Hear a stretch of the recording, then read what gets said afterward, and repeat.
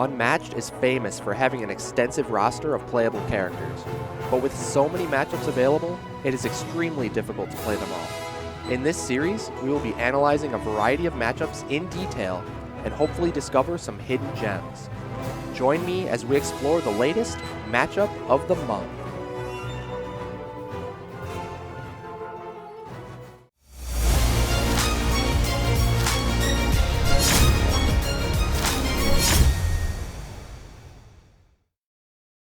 If you're a fan of the channel, consider supporting me on Patreon. For as little as $1 per month, you can help me continue to bring you premier Unmatched content. Unlock exclusive rewards by becoming a patron today.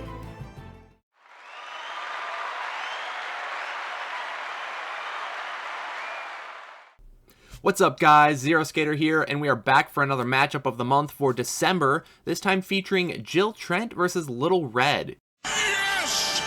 So this one's going to be super interesting. I really enjoy both of these fighters personally. Little Red, I've been playing for what feels like years now, back since the very original meta of the competitive scene, back to the premier tournament in the early 2021. So it really has been years at this point. But Little Red is a fan favorite, and Jill Trent is one of the newer fighters out of the Tales to Amaze Unmatched Adventures box, and she's been getting a lot of hype lately because people, some claim she's OP, but a lot of people just agree that she is solid and definitely has a place in the meta. So it's going to be really cool to see these two fighters face off against each other here in Matchup of the Month. And what I really like about it is they're both very tricky fighters, and they both really heavily rely on their sidekicks. So Little Red has the Huntsman, Jill has Daisy, and both sidekicks are crucial just because of their couple of schemes in the deck. And that doesn't seem like too much, but those schemes add so much value that they are absolutely vital to the game plan and to the success of the character.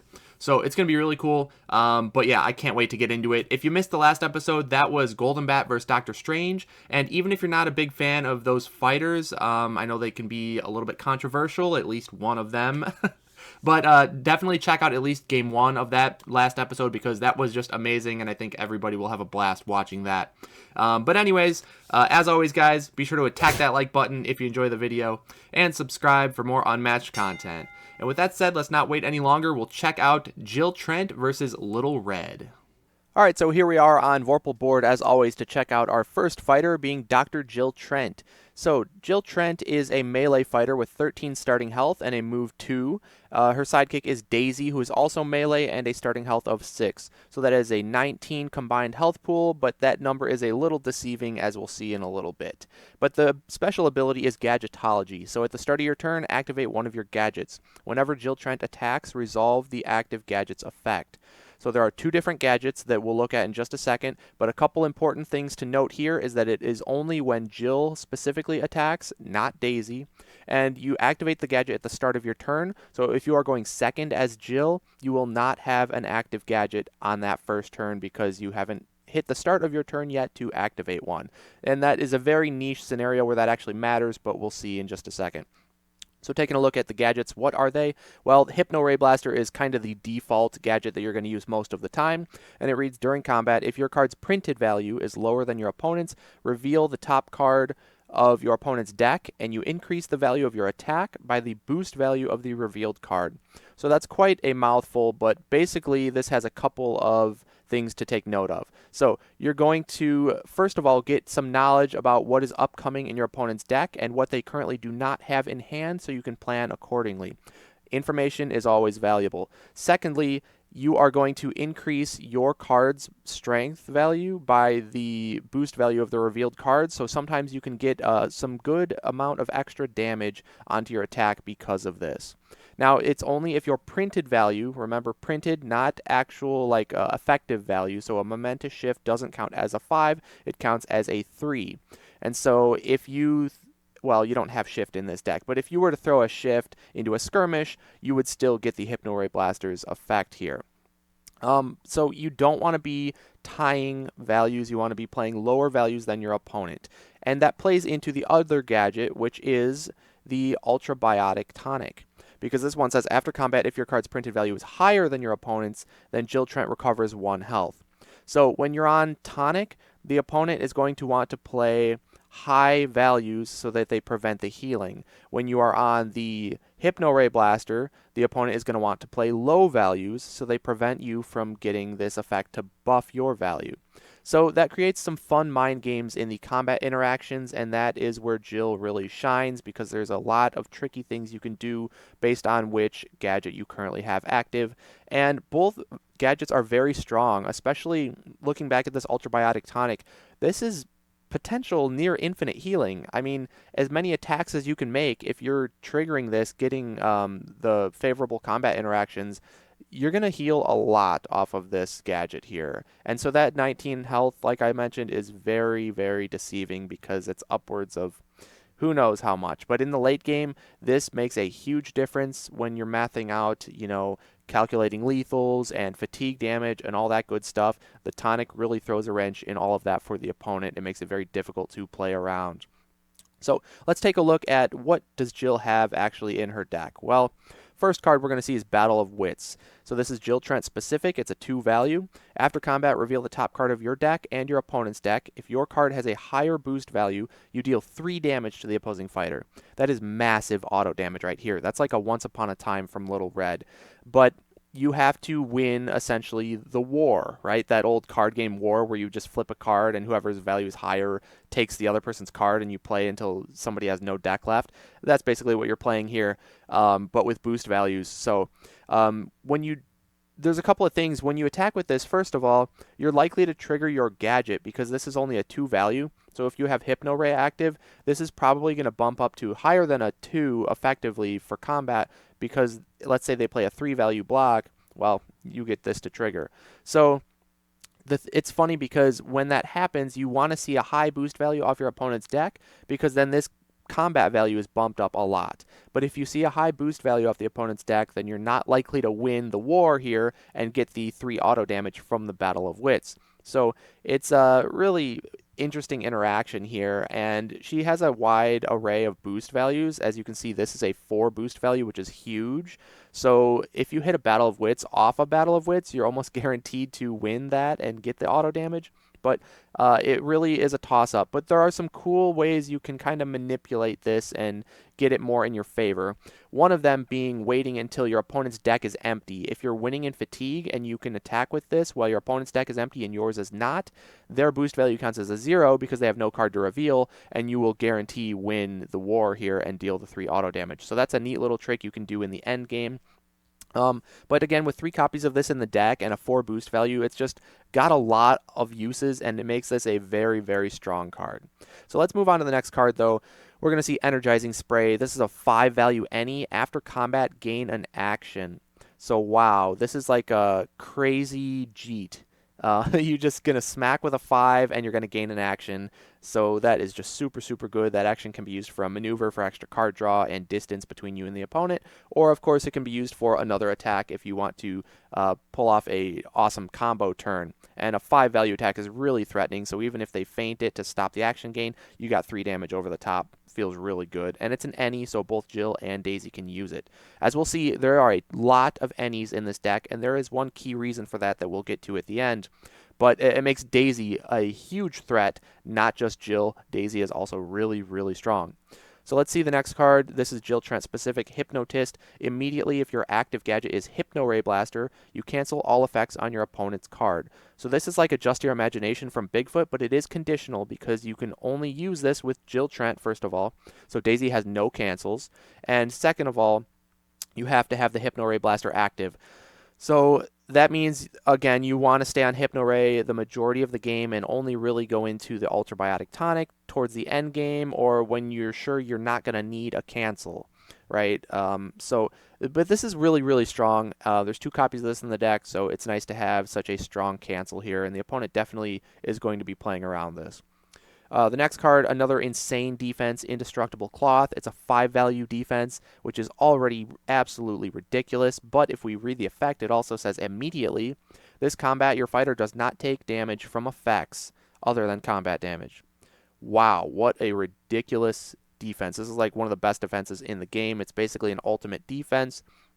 So the wording sounds a little weird maybe, but you can't take effect damage, so no auto damage for the rest of this combat, so nothing like Once Upon a Time. This negates that. It only cares about combat damage specifically. So something like a log from Bigfoot or a ox form from Wukong can hit over this for some damage, but pretty much nothing else will deal any damage, especially with this being a printed 5. This is just amazing. The one weakness this does have, though, are ignores. So something like a highway robbery will still ignore this value and deal 2 combat damage, or more importantly, in the Little Red matchup, What Big Eyes You Have can go right through this for 3 damage. So that's a little scary, but this card is absolutely insane on defense. And again, it's an any, so Daisy is just an absolute tank. Okay, next card, Utility Belt, Jill Trent specific. After combat, choose one. So it's got a lot of options here. You either Jill recovers 1 health, move Jill 1 space, or draw 1 card. So 3 really good options. They are all useful, just depends on the game state and what scenario you are currently in. But with 3 copies of this in the deck, it gives Jill a lot of versatility. There's even more healing if you're trying to maximize your health pool. You can move Jill if you're being aggressed, so it's kind of a combo breaker in that regard. Or you can just draw to keep up aggressive pressure sometimes, or just find those crucial defenses that you might need. And with a 3 value versatile, this is a great card, especially it has a 3 boost value, so this is just all around very, very versatile, so it's great for utility. Next card is going to be Stasis Diffuser. It's an any 3 value. Immediately, the value of your opponent's card is equal to its printed value and cannot be changed.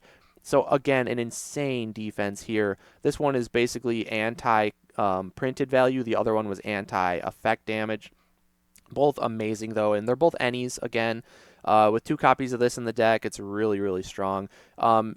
It is changed to its printed value and cannot be changed. So something like a Momentous Shift obviously is going to stay at a 3, but also something like a Big Reveal from Houdini is locked into a 2, even if he boosts, which he can boost, but the printed value won't change, so it's kind of a waste of a boost unless he's just going for the boost trick effects.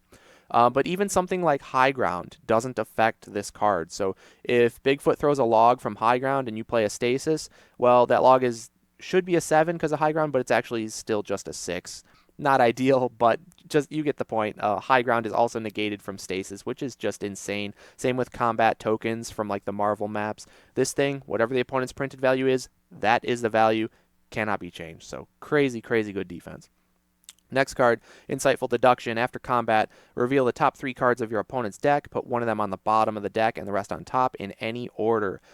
I mentioned some little tricky ways to trigger Battle of Wits. This is it right here, because if you first action attack with this, or let's say the opponent approaches you and attacks and you defend with this, either way, you're going to look at the 3 cards of your opponent's deck. You get to put one on the bottom and the rest on top in any order, so then you can manipulate the boost values to make it so Battle of Wits is going to win or at least most likely going to win if you put a 1 boost value on the top of their deck and then attack with the Battle of Wits. So that's a really cool way to trigger that and get some free auto damage. But also, this card is like a Fiery Eyes from Wukong, where it buries 1 card on the bottom of your opponent's deck. And most characters can't shuffle their decks. Only a few like Daredevil or Doctor Strange, but a lot of fighters don't have any shuffle effects.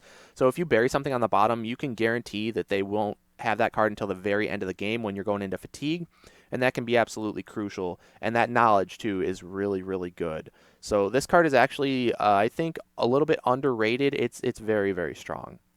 Next card, another really strong card, Gyroscopic Jetpack. 4 value versatile, so it's a max value block, and after combat, move your fighter up to 2 spaces, and they may move through opposing fighters. So this is like a skirmish, but better, because you're guaranteed to move the 2. You can't move the opponent, but you're still guaranteed to move the 2 for yourself. And you can also move through opponents, so it helps you get out of pins if you need to do that. And it's just amazingly good. It's a combo breaker. What more can you ask for here? 3 copies of this, and it's an any. Wow, what a good card.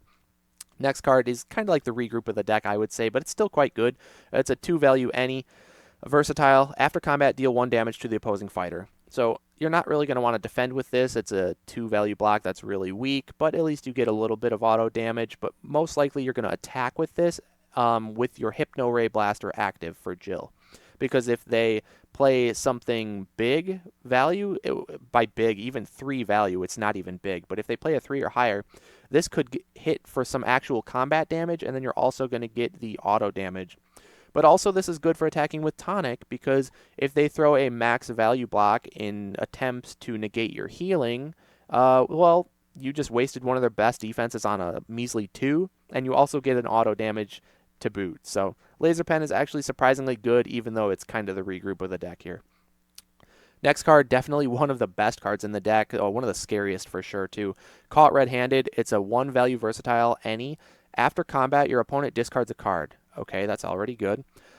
If you won the combat, they discard 2 cards instead. Oh my gosh, that's insane value. And with Hypno Ray Blaster, this card is an absolute nightmare, because at a 1 value, anything they throw to block with minus a regroup, they're going to trigger the Hypno Ray, and this is going to buff up to who knows what value.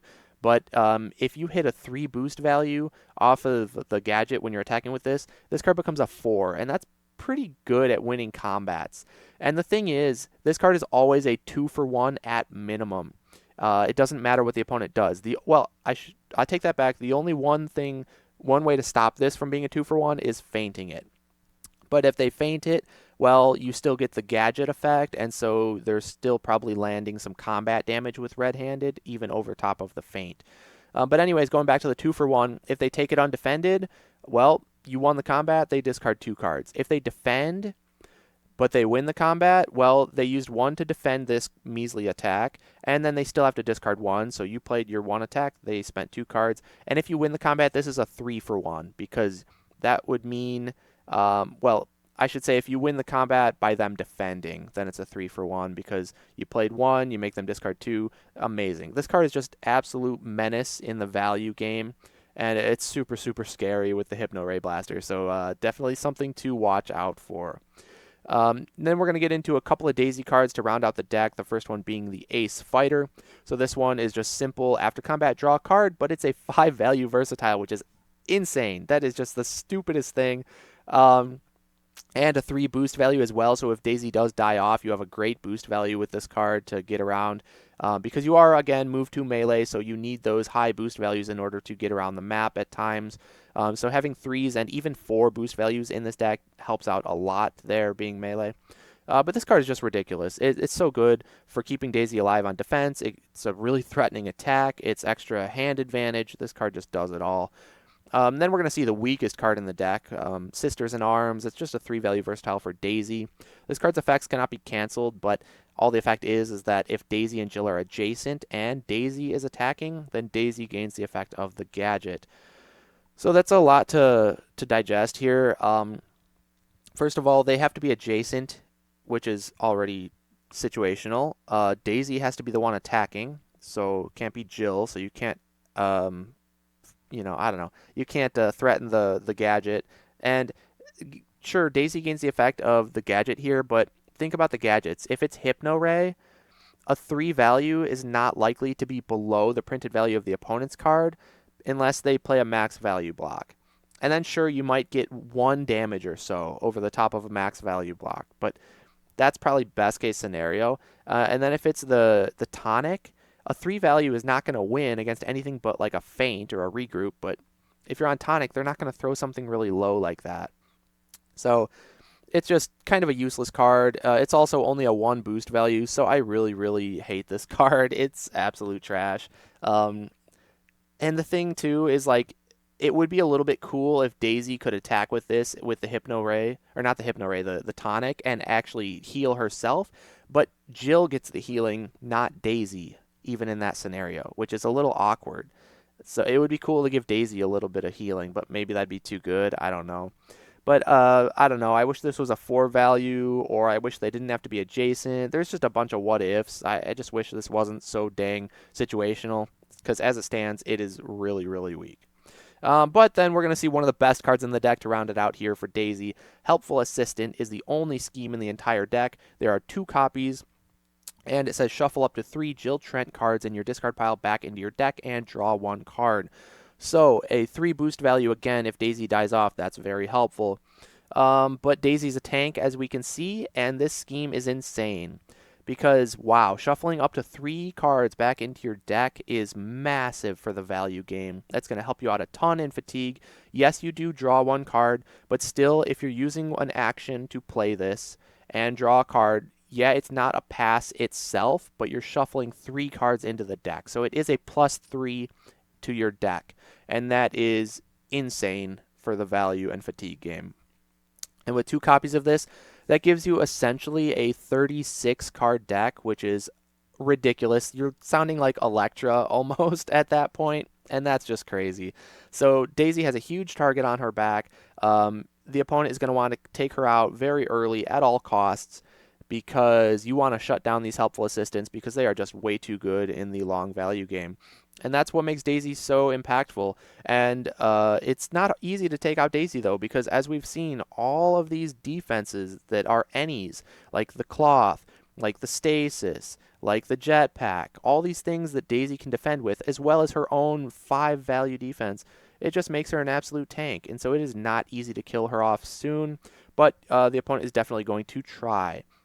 And important thing to note with this card is it is only Jill Trent cards specifically, so you only have 3 options of cards to shuffle back in. You have Battle of Wits, which is the red, you have Hypnotist, which is the blue, and you have Utility Belt, which is the purple. So you have 1 of each card type that you can possibly shuffle back in with Helpful Assistant, but all options are very, very strong. Getting extra feints is crazy. Getting extra of whatever the heck you want with this is crazy, and Battle of Wits is a great attack and boost value as well.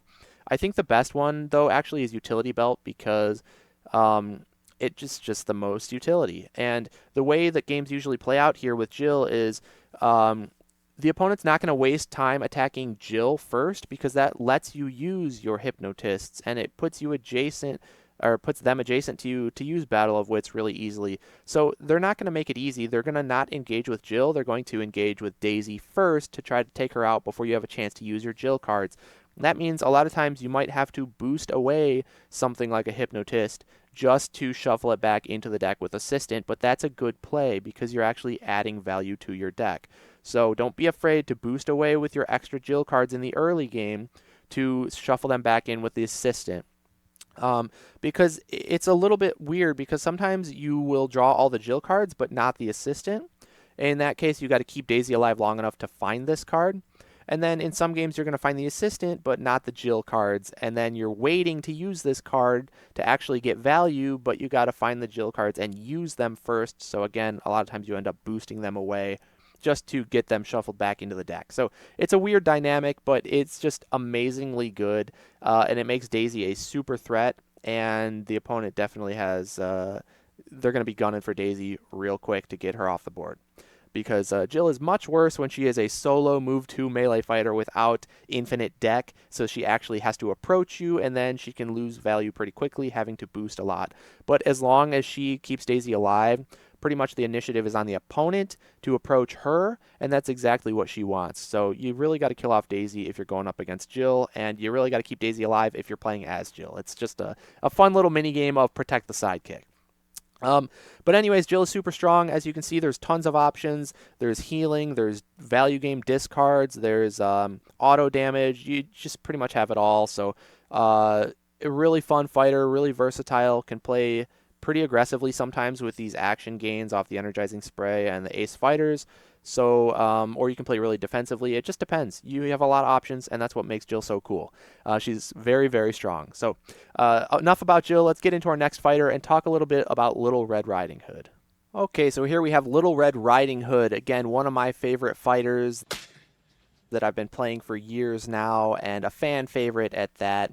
So Little Red is a melee fighter with 14 starting health, move 2, with sidekick being the Huntsman, who is ranged and a starting health of 9. So this is the highest starting health we have seen from any sidekick, alongside with Wiglaf from Beowulf's deck. Both at 9 starting health is just massive, and funny that we saw them both in the same set together, Little Red and Beowulf, with those beefy sidekicks. So that's pretty unheard of, and Huntsman is definitely a force to be reckoned with, and he's got a big target on his back just like Daisy. We'll get into that in just a little bit. But anyways, the special ability for Little Red is that you simply resolve an effect on a card you play if the symbol next to the effect matches the item in your basket. So they're conditional effects where they only trigger if the right symbol is in your basket. And you start the game with Little Red's basket in your discard pile. This is Little Red's basket. So This starts in your discard pile. It doesn't count as a card, and it has a wild symbol on the top. That little symbol right there we see, that counts as the wild card symbol. So each card here that you'll see has a symbol right here underneath the name where it says Little Red. Like right here, the little knives right there under the little red banner, this is a knives card. This one is the wolf pelt card, and this one, let's see, right here is the wolf's bane card. So every card has a symbol, and certain effects trigger only if the right symbol is the top card of your discard pile, meaning it was the most recent card played or discarded, whatever the case may be. So you do start off with a wild card in the basket, which is great. So you're going to trigger any of your effects if it's the first card you're playing. And that's very important in Little Red games. So what is Little Red's deck all about? Well, the first card we have what large hands you have. 2-value attack for Little Red specific. After combat, you may return this card to your hand. But if you have the Wolf's Bane on top, instead, you may return the top card of your discard pile to your hand. So a really neat effect here. This is an infinitely recurring attack. If you want to just keep poking with Little Red, this is really good for that. That's really good for attacking sidekicks and just eating up their defenses until they finally start taking attacks undefended, and you can just kill them off with hands. So value-wise, this card is incredible with 2 copies in the deck. That's awesome. It's also a 3 boost value if you absolutely need it, which does come up sometimes. But also you have the option, if it's the Wolf's Bane, you can get that other card back instead of the hands. So there are some crucial cards that you might want to recur with this that we'll get into in just a little bit. But the next card is going to be What Big Ears You Have, a 4-value red, so it's just a solid attack. But if you have the knives on the top, then you may play this card as a defense card. So that is one time where you can break the rule and play an attack as a defense. Only with What Big Ears You Have, only when there's knives on the top of the basket. And if they attack with an offensive feint or cancel of sorts, that does not throw this off because you've already played this as the defense and then there's no further text to cancel, so it's irrelevant. Don't worry about that. If you have knives on top, you can play this as your defense. And a 4-value block, that's a max value block, so you can't be upset about that. And also having this to potentially attack with when you're baiting out feints and hitting over a feint with a 4 feels really good. So this card's actually surprisingly good, even though it's one of the more mid cards of the deck. Next card, we're going to see What a Terrible Big Mouth You Have.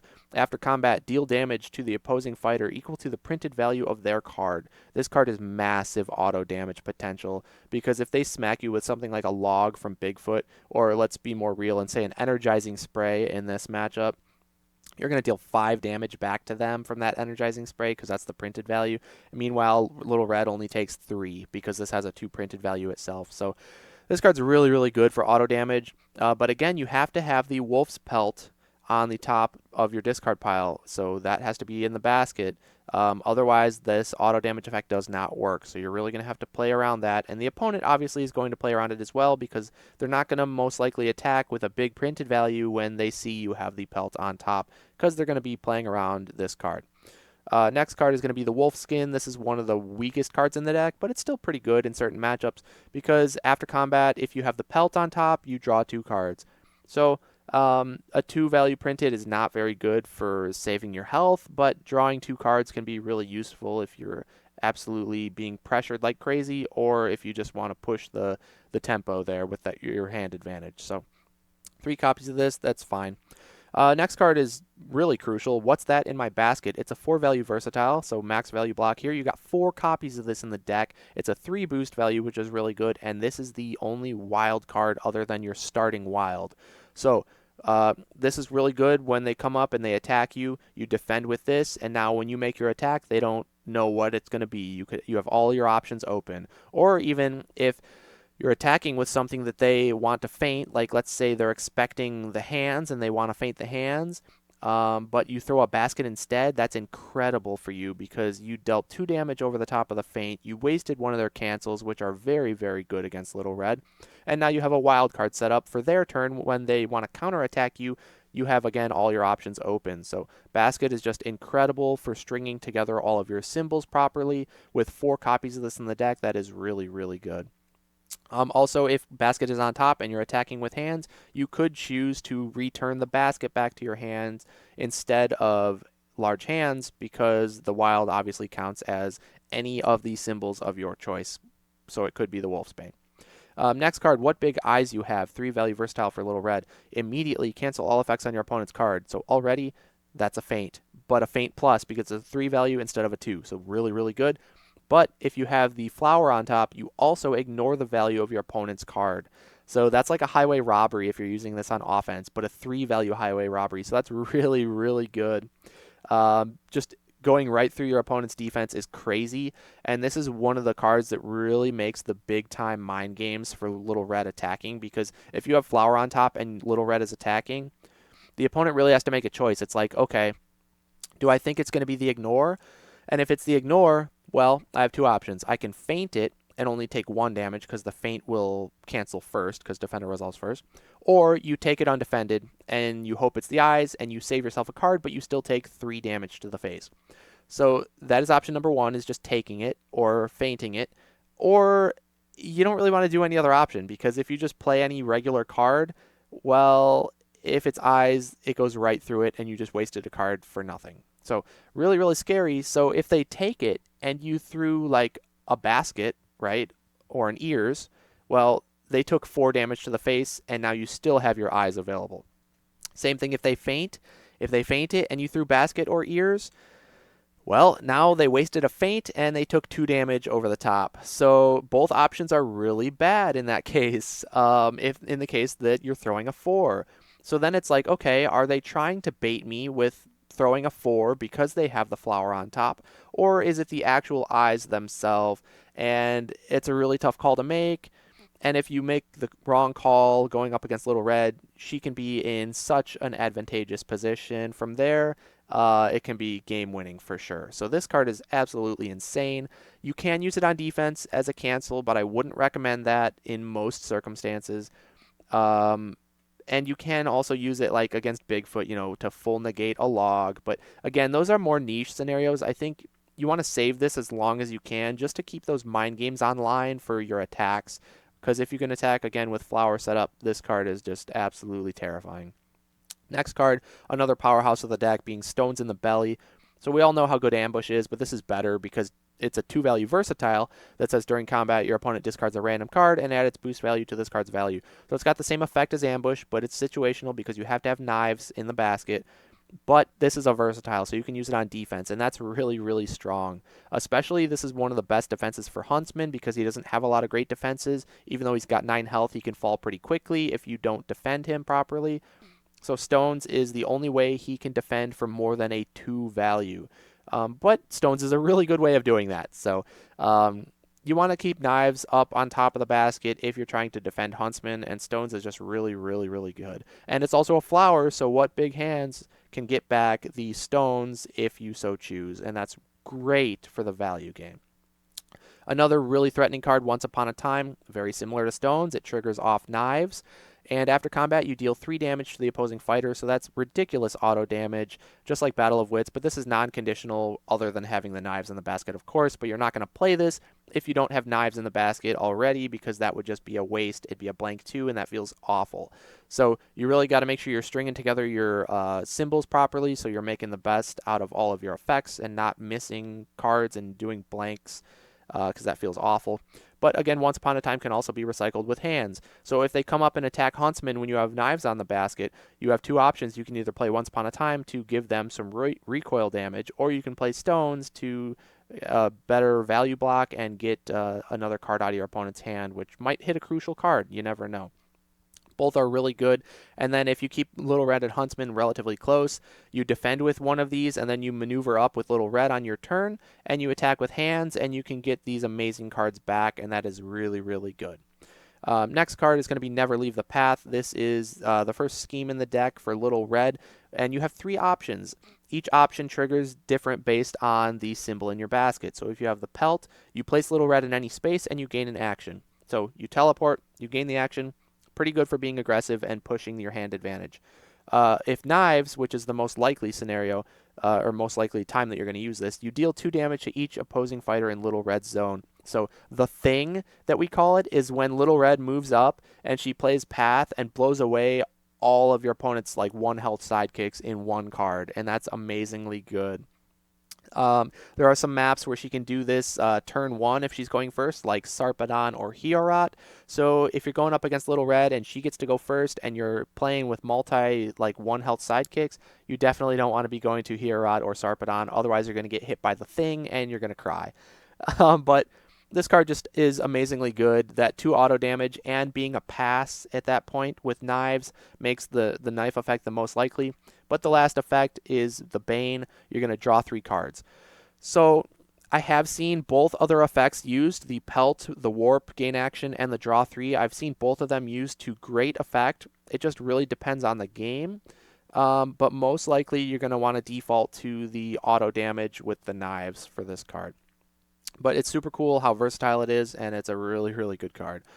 Next up, we're going to see Into the Woods. It's not so good as Into the Path or Never Leave the Path, but you move Little Red up to 3 spaces and you gain an action. So this does help out with mobility because you don't have any after combat movement effects, and you are a move 2 melee. So Little Red is definitely slow moving, but Into the Woods really helps out with that, getting a little surprise attack there or closing the gap that you wouldn't otherwise be able to. And really important to note is that every Into the Woods, there are 3 copies in the deck, and each one has a different symbol. So there are 3 unique copies of Into the Woods, each with a different symbol, and you're definitely going to want to use that to your advantage. So typically the Pelt is the worst one because you don't want to attack with Pelt because it's just going to be a blank card, a blank 4 at best. Definitely you want to be attacking with the flower and the knives. Both of those are really threatening, so those are best for attacking. But I have seen Into the Woods used pretty well defensively for getting extra distance between you and the opponent, because you can Into the Woods and then play your Huntsman healing scheme that we'll see in a second, and then do something else. And so this one's pretty good defensively, but generally the worst one. So then we have 2 Huntsman cards only, but still both really good cards. The first one being Long Have I Sought You. So 4 value red. During combat, if Huntsman is adjacent, the value of this card is 6 instead. So even though he is ranged, you often want to get adjacent with him to threaten the Long Have I Sought You, otherwise known as the Axe. You got to give him the Axe, big ol' 6, because if they feint it, they take 2, and if they max value block it, they still take 2. So this is almost always guaranteed 2 damage in most scenarios. Not in this matchup, though, because Daisy and Jill have some crazy defenses. But anyways, this is still a really strong card nonetheless. And it does have knives. So when you attack with this for Huntsman, it sets you up really well to defend with Huntsman immediately after, because now you have knives set up for your Once Upon a Time or Stones in the Belly. So the Axe is just really, really good. And also, if Huntsman dies off, you can boost with this, which is 2 boost value is fine, and you set up your knives, which is one of the best symbols you can have for your combats. So LeBron coming in strong here with the Axe. This card's amazing. And speaking of amazing, we have a Grimtail. So one of the best schemes in the game. So very similar to what we saw with Jill and Daisy, with Daisy having just 2 copies of a crucial scheme that gives insane value. Same thing with Grimtail here, because Little Red recovers 2 health, but if you have the Pelt, Little Red recovers 4 health instead. So this is a pass, no matter what. Healing 2 pass is already really good, but healing 4 pass is just absolutely ridiculous. That is such massive healing, and with 2 copies of this in the deck, Little Red can essentially have up to 22 health, and Huntsman himself has 9, so that's a 31 combined health pool, which is massive. That almost rivals Yananga, which is pretty ridiculous, because we all know how tanky Yananga is. But yeah, this card is ridiculous. It's a 3 boost value also if Huntsman dies off, and it's flowers. So even if they kill Huntsman early, which they're definitely going to try, you can utilize this card as its symbol and boost value very well. But yeah, that's the deck. And again, the name of the game is keep Huntsman alive, because if you put Little Red up front in the early game and protect Huntsman behind her, they have to go through Little Red first, and that's going to let you take some damage from Little Red's health, and then just heal it back up with the Grim Tail. And now once you've gotten your value out of your Grim Tails with your healing, then you can flip-flop, and you can put Huntsman up front with his beefy 9 health and Little Red behind, and that's how you best maximize your total health pool by doing that. And that's really, really strong. And so the opponent is going to do all that they can to eliminate Huntsman ASAP. They're not going to want him sticking around and giving you that extra value, not just from the healing, but from those massive axes as well. So just tons of damage and healing packed into these 5 cards for Huntsman. And even if they go aggressive on Huntsman, as long as you play your cards right, you can often keep him alive pretty well for quite a while, because he has 9 starting health. So that's really tanky to begin with. And things like stones, and even if you can recycle stones, you can keep them alive even longer. Um, yeah, it's not so easy to take him out right away. But Jill has a couple of tricks, a couple of ways to do that. So we'll see what happens. But yeah, Little Red is all about just thinking ahead, right? You got to maximize all of your effects. So you got to think ahead to be like, okay, well, I want to play, I have a couple options here. I can play this or this. Think, if I play this card, then what's the retaliation, and am I going to have the proper symbols to deal with that? Or if I play this other card, do the symbols line up better? So you always got to be planning ahead, thinking about your symbols. Make sure you chain them together properly to get all of your effects off, because you don't want to be playing blank cards. That's how you lose with Little Red. If you're able to pull off all of your effects constantly the whole game, you're one of the best fighters in the game, because your effects are absolutely ridiculous, as we've seen. Your value game is huge. You have tons of health, tons of damage output. You just have everything. Very similar to Jill, just a really, really versatile fighter and very tricky. You just got to plan ahead with those symbols. Um, but yeah, that's Little Red for you.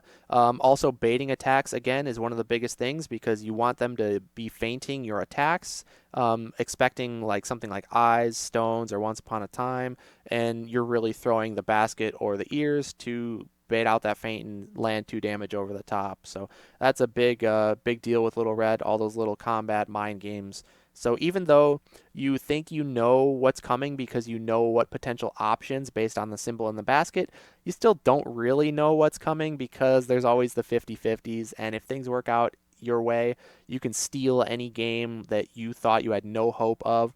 I can speak to that from personal experience. If you watch the grand finals, actually not the grand finals, my semifinals match against TDC Jason for the most recent Summer of Legends tournament, where I was Little Red up against his Daredevil, and things were going so poorly for me. Like the whole first half of the game, I thought there was no hope. I had mentally checked out and given up, and I was thinking towards strategies for the next game, for game 3.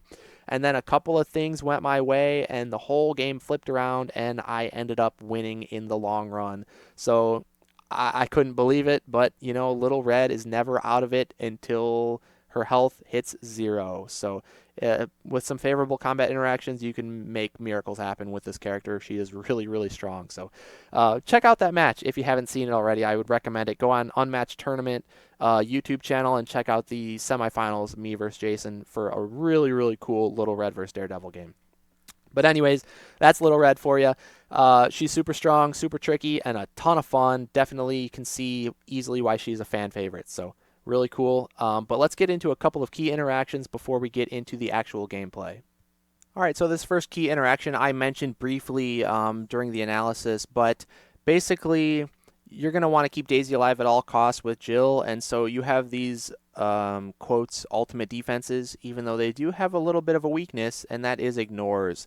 And so Little Red, what big eyes you have is going to be crucial in this matchup, absolutely crucial. You will see this come into play, because if Little Red has the flower on top of the basket, she can attack with what big eyes into Daisy, and Daisy has no way of canceling and no way to stop what big eyes, because cloth stops effect damage, so it stops any auto damage like Once Upon a Time, but it does not stop combat damage. So eyes ignoring the value of that 5 value cloth means it still hits for 3, and stasis makes it so that the printed value can't change, but that's eyes printed value can't change. The stasis can still be ignored.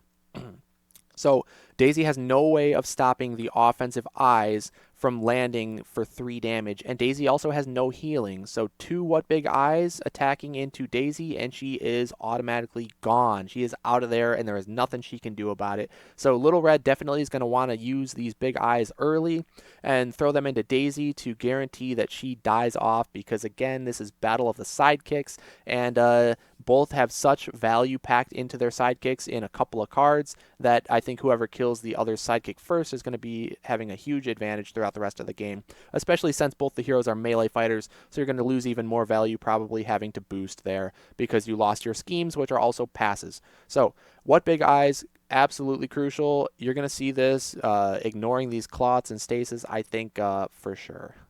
And very similar to the previous interaction, we're going to see Long Have I Sought You, which is a guaranteed 1 damage into the best blocks that Daisy can throw, being the Stasis, the Cloth, or the Ace Fighter. The Ace Fighter being a 5 printed, well, if Huntsman is adjacent to Daisy, the 6 is going to hit over that 5. Same thing with Cloth, because Cloth only stops effect damage. It still takes combat damage, so the 6 hits for 1. And Stasis makes the printed value locked, but the printed value is a 4, so Long Have I Sought You will still hit for guaranteed 1 damage at minimum into Daisy as long as Huntsman is adjacent. So you're definitely going to want to play around that when you're calculating how many cards you need to throw into Daisy. And from the Jill player's perspective, you don't want Huntsman getting adjacent to Daisy. So if you can block Daisy off from adjacency, that is going to help keep her alive for sure. And when you're debating whether or not you want to defend Daisy, you have to consider, okay, well, if they really want her dead, which I'm sure they do, what would they throw here? And if I defend, am I still going to die? And if that's the case, you might not want to defend. Like if Daisy's down to 1 health and Huntsman attacks from adjacent, you probably don't even want to defend Daisy, because then you are just losing a card for nothing. So just keep that in mind about what the minimum amount of damage can be at any one point. But Long If I Sought You is going to be crucial, again, for just dealing that little chip damage to Daisy and guarantee that you can kill her off.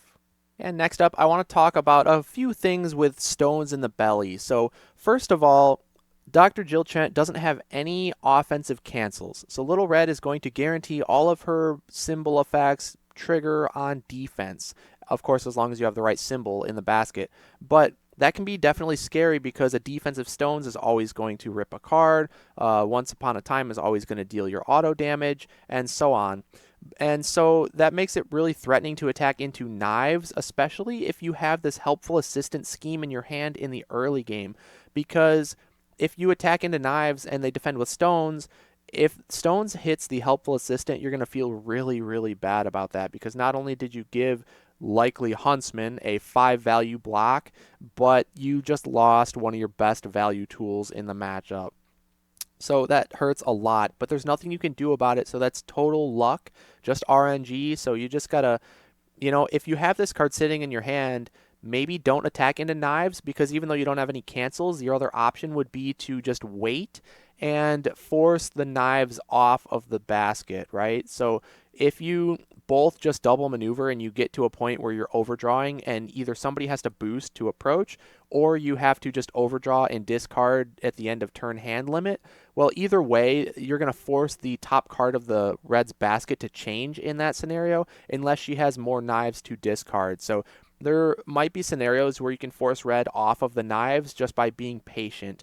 But if you attack into the knives and you have helpful assistant in hand, you risk losing it, and that could feel really bad. So definitely something to keep in mind. But also, let's talk about ways to punish stones, because Huntsman, this is his best value block, and other than this, he doesn't have much. And so what you can do is you could have Jill attack first action. If, let's say, Huntsman approaches, if you can set up a pocket maybe where Huntsman wants to get adjacent to Daisy, but that forces him to end also adjacent to Jill, like in a 3-way triangle spot, then you could first action attack with Caught Red-Handed, and obviously Huntsman is probably going to throw the stones on defense, and in that case, if you have the gadget Hypno Ray up, then the Caught Red-Handed is going to get the buff for the Hypno Ray, and that means you're going to potentially buff over the top of the stones if you hit a really high boost value off a Red's deck, something like a basket, which is a 3 boost value.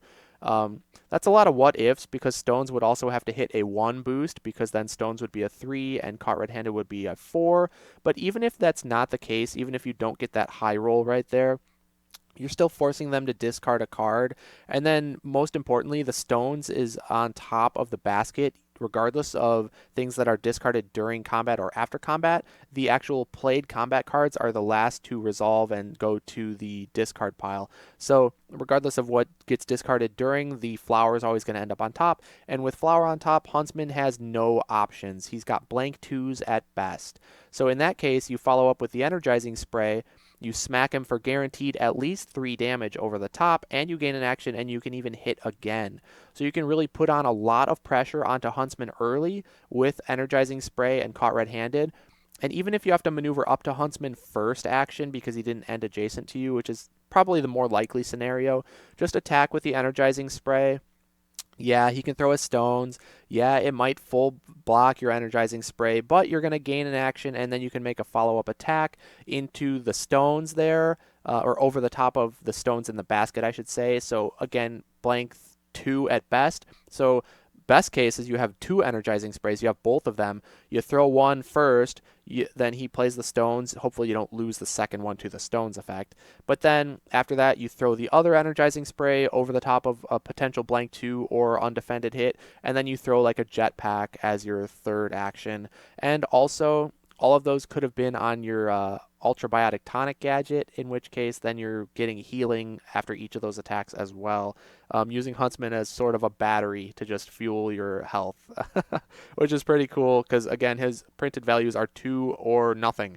So it's very easy to trigger the Ultra Biotic Tonic going up against Huntsman specifically. Little Red has some better printed values, but yeah, Tonic against Huntsman is almost a guaranteed. As long as you throw a 3 or higher, it will get you healing, which is a really good thing to rely on. So there's pros and cons to, keeping Huntsman alive or not. It really just depends on the game state, but most likely I think you're going to want to kill him off soon, and Energizing Spray is definitely going to help you out with that.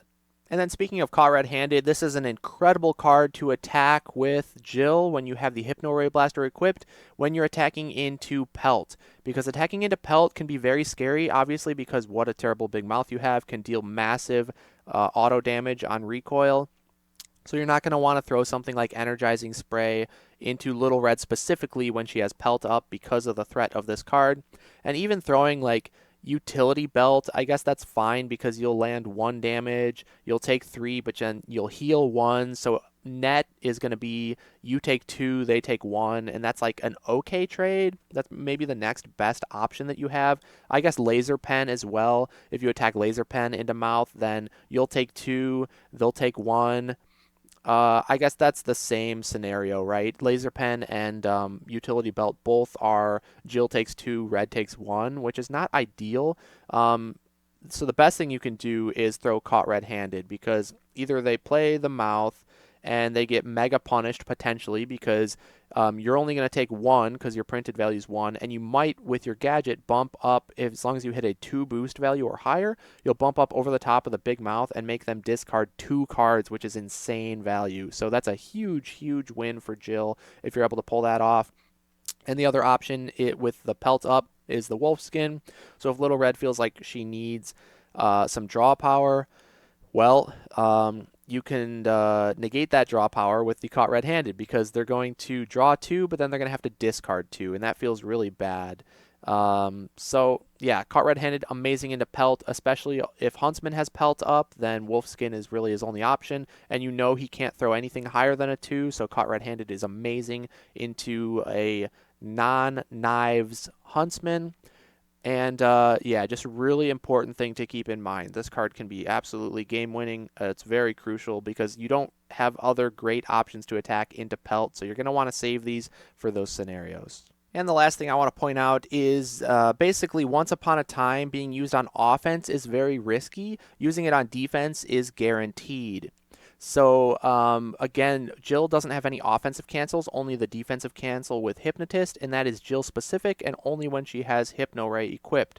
So, yeah, if you're attacking into knives, Little Red can get the Once Upon a Time auto damage off guaranteed, but Red is going to have to be careful attacking with this because although it could potentially be really good into Daisy, Daisy can still defend with Cloth and full negate the Once Upon a Time, and that would feel really, really bad.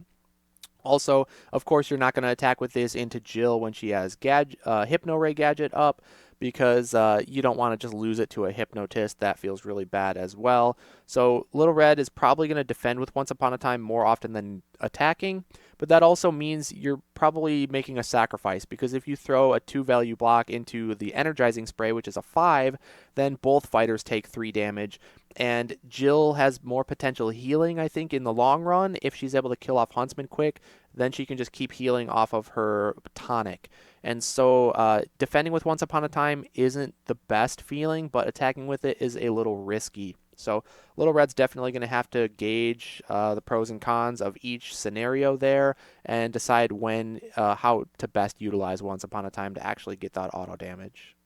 So overall, I think it's going to be a really even matchup. Red has a lot of tools to kill Daisy early, and that can really disrupt Jill's normal keep Daisy alive game plan.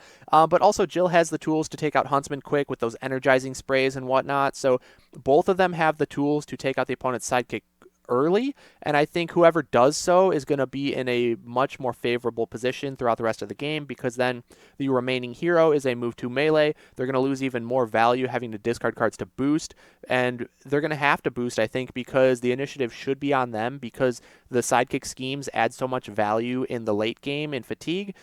Daisy adding cards to the deck and Huntsman adding healing, and both schemes being passes. So I think whoever loses their sidekick is going to have the initiative for the rest of the game, and they're going to have to be aggressive and close it out from there. So although that is difficult, I don't think it's impossible, because both fighters have a lot of auto damage, and Jill has extra healing as well. So they'll be disadvantaged losing their sidekick, but not out of it for sure. Although I think on a certain map is going to make a huge influence, like Sherwood. I think whoever lost their sidekick first would actually lose the game, because then as a move to melee, you're never getting to the opponent's sidekick, and so they can just body block in the corridors with the hero, and that's going to make it just absolutely miserable for whoever lost their sidekick first. So on a map like Sherwood, I do think it really tips the scales one way or the other based on the sidekicks. But on a more open map, I think even though they have a huge disadvantage, they're definitely not out of it quite yet, whoever loses their sidekick. So it's good. It's a super interesting dynamic, and both fighters have tons of tricks. Little Red with the symbols, Jill with the gadgets. So there's tons of combat interaction mind games that can happen here, and I think we're in for a really awesome match. So let's get into it, and we will check out Jill Trent versus Little Red. Well, welcome everybody to Matchup of the Month for December. This is going to be the last one for 2023, which is pretty crazy. I mean, we've been doing these for over a year now, which just seems insane. But we got a really interesting one here with one of the newer fighters being Dr. Jill Trent up against a classic fan favorite of Little Red. So really looking forward to this. I think they're both really tricky fighters. And as always, I got Chad here with me. How you doing today, Chad? Yeah, doing good as ever. Yeah, I'm very excited about this one. I think some of the most fun or dynamic games in Unmatched come where all players or both fighters in the combat have answers to a lot of the opponent's cards, but it all comes down to who lines up their attacks and defenses better. I really think those are fun and dynamic versus, just, hey, I'm going to kill you. You just have to see if you can land an undefended attack or something like that. Right. So I think we have that here with these fighters, but I've never played it before, so I'm not 100% sure. Yeah, I haven't played it either. I've played a decent amount with each of these fighters. Little Red quite a bit more than Jill Trent just because of how new she is, but I think both of us have a decent amount of experience with both of these, so it'll be pretty fun. I think we'll hopefully be able to pilot them well and showcase an awesome, fun matchup, which I'm hoping that's going to be the case. So we're going to find out. But do you have any predictions of who might be favored going in? I really have no idea. One thing about Jill is that she does have a little bit of RNG kind of just built into her kit with Hypno Ray Blaster and Battle of Wits. And Red has I believe she has 1s, 2s, and 3s kind of boost values kind of all across, more 2s than 3s. Mm-hmm. So my prediction is that Battle of Wits isn't going to go off that often. More likely you'll see Hypno Ray actually like just going off for a couple points of damage here and there. But Jill generally likes pretty polarized decks like this, because then if you do attack with Battle of Wits, often you'll either get damage through the Hypno Ray Blaster or damage from Battle of Wits itself. But I'm really not too sure who's favored one way or the other. There's also, Huntsman has Huntsman things. It's not super easy for Jill to It's not super easy for Jill to just like kill Huntsman. She does have some action gains, but that's kind of about it. Yeah. But Huntsman can only block for a 2 printed, which means he is going to be a massive health pool for Jill. Right. Because as long as she attacks him with a 3 or greater with her other gadget, she will always get healing off there. Yeah. So there's a lot of kind of dynamic stuff going on here, I think. Yeah, I think there's a lot of really interesting things. I can't wait to go over the stuff in the key points, interactions and whatnot, because I think there's going to be quite a few, but I'm sure we'll discover a lot also while we're playing. So let's jump into it, but I actually didn't load in the maps yet, but what are you thinking on maps?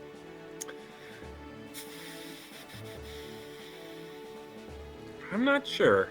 Because Jill, what do you think Jill likes generally? A big map or a small map? Probably a big map, she right? likes corridors. Corridors to protect whether Daisy, it's a big huh? or small map, she prefers corridors. So like for example, Point Pleasant and McMinnville are they're large maps, but it's really hard to like body block and protect Daisy. Yep. For the most part, there's like the little corridors in the bottom left. But other than that, often your opponent, if they can boost to reach you. Same with Point Pleasant. So even though they're kind of a little bit larger, McMinnville is a 5 center. It's kind of hard to hide, which she prefers. But I don't know exactly what we're looking for in terms of map here. Yeah, and you mentioned with Jill wanting corridors, I think Red wants the same thing, right? Because they're both like very sidekick reliant, and they want to put their hero up front to take the brunt of the combats in the early game, protect their sidekicks, and then their sidekicks get the value later on. And they both actually work the exact same way almost, because a little bit different, but Jill wants to get up front to use like her feints and whatnot so she can recur them and get extra cancels throughout the game using the Daisy scheme that she's protecting Daisy to be able to use. And then Little Red wants to put herself up front to take the damage early so that she can heal it back with the Huntsman scheme while she keeps him alive. So it really works very similarly, which is pretty cool. So I think they both like corridors. But I don't know if giving them a corridor map would influence things too much. Like maybe whoever has the initiative is really in a bad spot in that case. I know that on large maps, Jill hates having initiative on her, just because move to melee, which Red also has. But how do you feel about something like, I don't know, Raptor Paddock? Let's do it. Like there's a little bit of potential to body block with like certain choke points and whatnot, but it's relatively small, so I think it'll be an interesting one. For sure. And I feel like it's been a while since we played on Raptor Paddock. The last one was with that Medusa Genie. Yeah, I think so. Where I biffed it. That was a really good one, though. Really interesting. Do you want to play Jill first, or do you want to play Red first? I'll take Red first. Sounds good.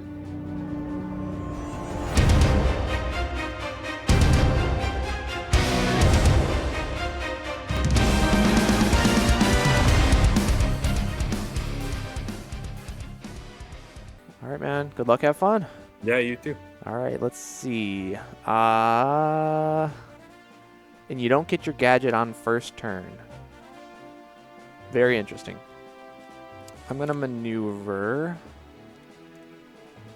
We'll go 1, 2. Since I'm ranged. Go 1, 2, so you don't pin me in. And I don't think you have stuff that moves me, so we're going to have Huntsman attack Daisy.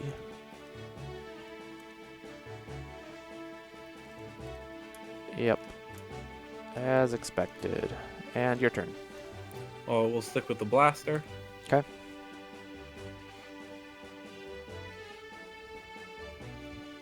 Maneuver. And it'll be your turn. Coming right up in my face, huh? How annoying. Okay, I'm going to maneuver. 1, 2, 1, 2. Let's maneuver again.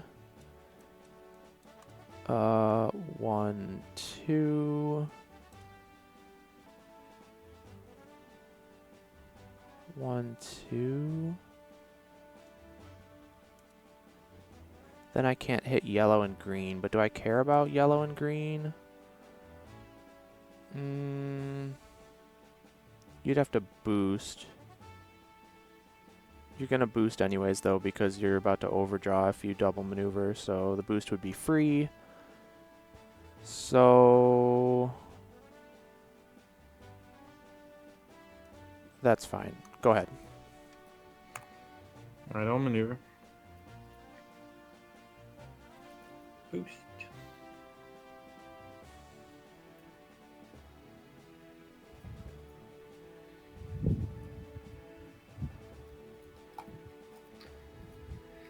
I'll have Jill attack Huntsman. And you're on Hypno Ray. Mm-hmm. So we do this because it's always safe. Oh, it's not always safe. Dang it. It's safe up against Battle of Wits. All right, so what happens? Mine first? Mm-hmm. D6. Big money. Pretty good. No, that was trash. Because now I'm only a 3 value. And now watch, you're going to discard 2 of my cards and ruin my day. Oh, thank goodness. That sucks. Thank goodness. Dude, that would have been so good. But I had to hit a So, 3, right? Yeah, you had to hit a 3, Oh. but there's a good amount of them. What, baskets and your Huntsman card? Is that it? I guess, yeah, but there's 4 baskets and there's 6 cards. Yeah, and 6 cards. you I'm know. not saying 6 cards is no. I'm just asking. Yeah. But I'll take hit and a stasis. That's actually good. So, no damage, and I discard 1 here, huh? Mm-hmm. And this goes back on top of my deck. Correct. So I have a path coming, and I have to discard 1.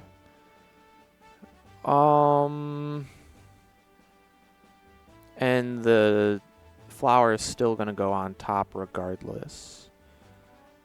Correct. So Only thing that messes that up, I think, is Cloak. this is a little tough. I'll discard this, I guess, is fine. Sounds good. Okay. And my turn? Mhm. So let's take a maneuver. Ooh, what did I draw? Go 1, 2, 1. And I will have red attack. Oh, come on. You had both of them this early? So trash. Skill issue. And now you're I just going to boosted. recur them. It's so dumb. That's why I boosted with 1. Oh, my gosh. You taught me that, Joe. Yeah. Boost with 1, and then they think, what are the chances he's got the other one? It's always 100%. We'll just maneuver. Mm-hmm.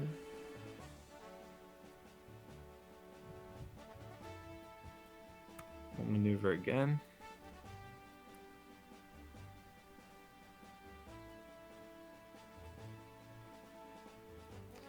And it'll be your turn. Okay, I will maneuver. 1, 2. I'll maneuver again. And let's go here, and I better stay here. Okay, your turn. I'll maneuver.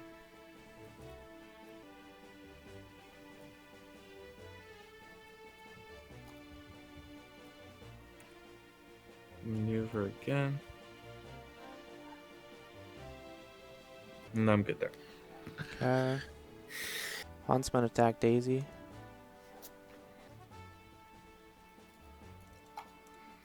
That's what, 1?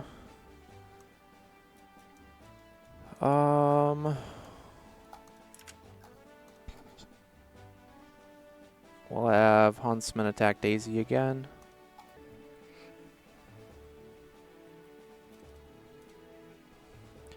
So you take 3 and draw.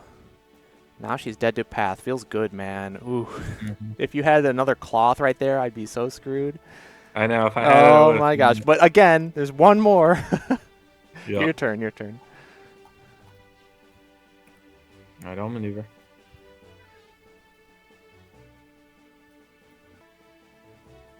I'll boost. Mm-hmm. I knew you were going to do that, you smart man, you. This is big brain time. And I will attack Huntsman with this. And what are the chances you have another caught red-handed? So we defend. Thank goodness. So I'll You'll take take one? 1. Yep. And I'm going to draw. Okay. And it's your turn. Alrighty. Going to maneuver.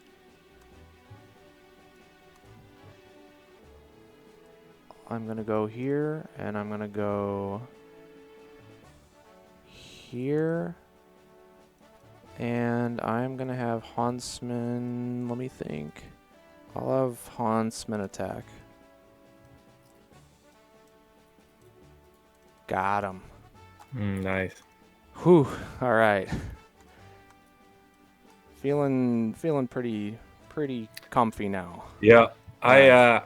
I started with 2 feints, so I kept, but maybe I mulligan for the scheme. I don't know. Yeah, if you would have had it, just to even get the 2 feints, even if it wasn't the utility belt, like, oh, so bad, so bad. You made the right call, buddy. Yes, let's go. I almost thought about waiting, but I was like, that's if you had greedy. waited, I would have gotten so much value. I know. back. I couldn't let you get those feints. Yeah. And now you have no more cancels, and it's like, okay, well, if you kill Huntsman, do I even care at this point? I'll attack You Hypno Ray. Yeah, I'll take it. So I take 3. Reveal, so I get to see. You know what? I was really hoping last turn I top decked one of these, and I didn't. If I would have top decked that, I would have been able to get to Daisy for free and not use up the Once Upon a Time. I know. Do I get to know the order you put them in? Yeah. So what was it? I did it in the order that I put it in. Well, I even know what the card does. 1 goes on bottom, yeah? Yeah. So the knives move 3 is on bottom. Okay. And then you're drawing into this. I'm drawing into the blue first, and then the other scheme, which was a flower? Mm-hmm. Okay. And it's my turn, yeah? Yep. Okay, so we maneuver. I think it's just a double maneuver turn. Think about where I want to set up. 1, 2. I want to be within move 3 of you anywhere, I think.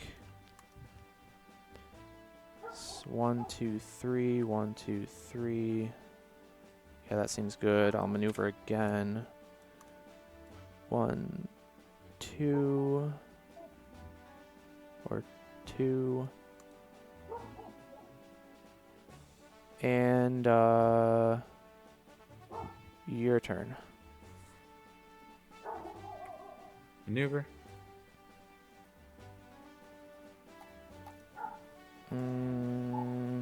I kind of want to take, but I really don't want to take a 5 to the face.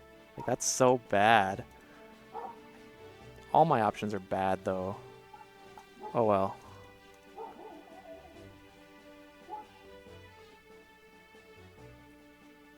Two. Okay, that's, like, good for me, I think, no matter what. 1. Nice. Okay. So, I have another wolf skin coming up. You have... That kind of sucks, dude. Yeah, that was awful. You didn't get anything from that. And No, oh my but gosh. yeah. I'm fine if you want to keep drawing into wolf skins and schemes, though. I don't like that. I don't like what that a one weird bit. game. Yeah. All right. So what the heck do I do? Now I know you're gonna have the energizing spray. I think I have to... I will say I remember now I have played this once with Bryden on Baskerville. Oh, yeah? Yeah. Interesting. Baskerville would be probably really extra bad for whoever loses their sidekick first. Exactly. Like, Yeah. this is kind of, but... I had a combo turn onto Huntsman, and then it was like just... yeah, I was terrified of that. Yep. All right, so what am I doing here? I'm going to... Screw it. I'm just going to maneuver. No path to draw 3? No, no. Maybe if Daisy was still alive, yeah.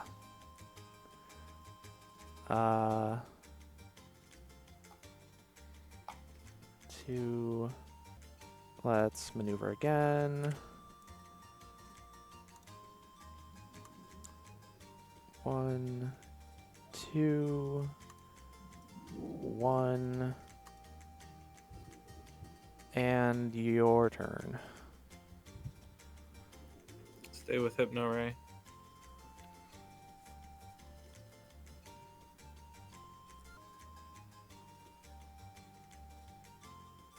I'll attack red.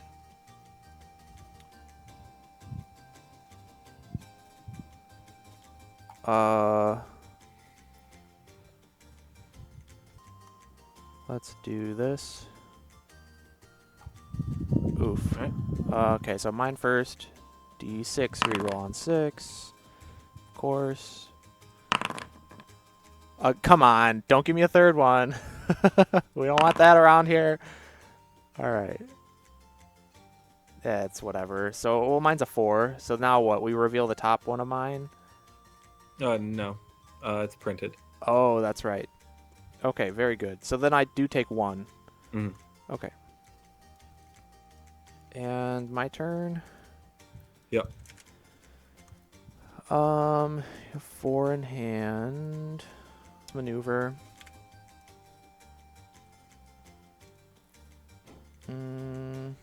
Let's do an attack with thread. Take it. Come on. Dang it. Go. You could have just taken 4 to the face, then what? I guess you're already in a losing position. It's like, well, oh Yeah, well. I know I'm gonna lose the value game, so might as well take it. Yeah, you're right. That's smart. And I actually couldn't have been happier with what I took. Holy cow. Yeah, so bad. We'll swap. Mm-hmm. Maneuver.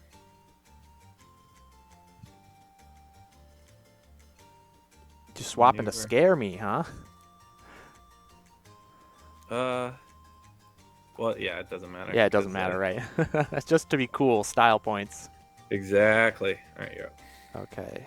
I will maneuver. 1, 2. I'm just going to stay where I'm at, and I'm going to heal for 1. Ooh, making moves. Seems bad, but maybe I'm just bad. Yes. Go ahead. Stay on tonic. 1, 2, 3. Okay. I will attack you. Yep. 1, 2, 3. You heal 1. Mm-hmm. I will attack you. Another stupid one. The big old 5-er.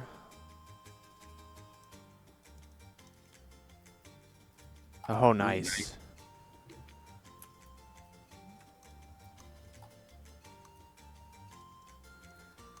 All right, my turn. Mm-hmm. Let's maneuver. Let's go 1, 2. And we'll have red attack.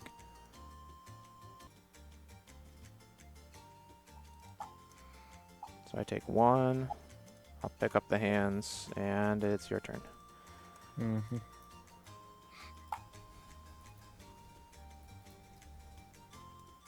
Blaster. Blasting me. blasting me so hard. What do you mean by that? Please hit a 1. Please hit a 1. Oh my gosh, I'm destroyed. So you take 2. Take 2. Discard 2. But then you draw it. No, you draw this and one more. I draw first. Defender resolves first, John. I don't know the ordering of any of this stuff because some of it's during combat, some of it's after. Alright, I have to ditch 2, huh? We'll ditch these. And, we're gonna keep this one on top. It doesn't matter. Oh. Okay, you're right. That's fine. So I know you have healing in hand, so you're going to try and heal and then attack with hands. So I think it makes sense for me to maneuver and boost. 1, 2, 3, 4, Did you just top that? 5. So what? Did No, you just I top had that? this. I Oh, showed okay. you. I thought you boosted with 1 already. Oh, no, you didn't. Okay. No. I got it. And it's to get away so that you can't use the scheme to move 3 and then play the heal and then use your hands. Uh-huh. All right, and that'll be my turn, yo. Okay, okay. You have 2 in hand. I will do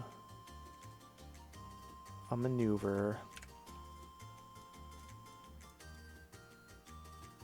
Let's go 1, 2. Maneuver again.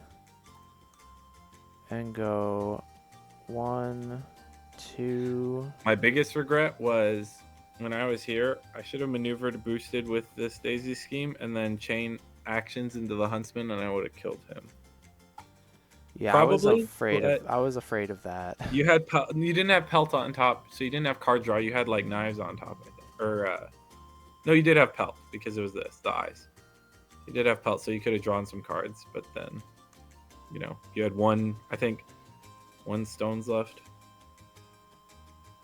So I think that was my biggest mistake because I probably could have nuked him there. I'm good here.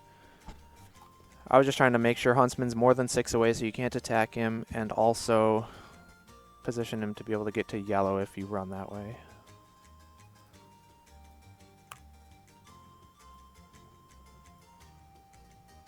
All right, I'll do that, and it'll be your turn. Okay, okay. I will...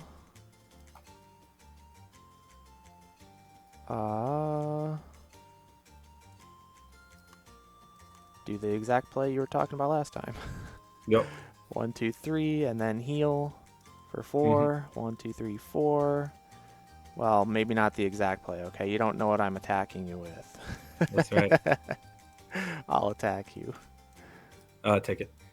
Yeah. Now, do I get back the healing or do I just keep the hands? That's the question. Hands is a pretty good card. Whoever gets to take back healing, though, like, that's insane. Crazy value. Though if Huntsman dies, then he's done. So I'll just keep the hands. We were on the verge of greatness. We were this close. And it's your turn.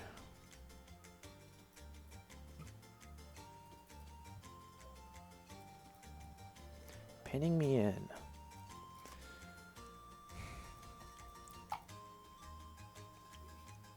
Your caught red-handeds are gone, so you can't force me to discard. Correct. So I can guarantee to use the hands to scoop up the healing on my coming turn. If it's the jetpack, I have to maneuver first, and then I can go hit you and get that. But that's fine. If it's the action gain, then you get another action, and you could boost away, and then I take a huge chunk of damage, and I'm not getting the healing. That sounds like a nightmare scenario, and my only, like, lose condition. Taking 5 down to 7, I have no other heals, and then you get away.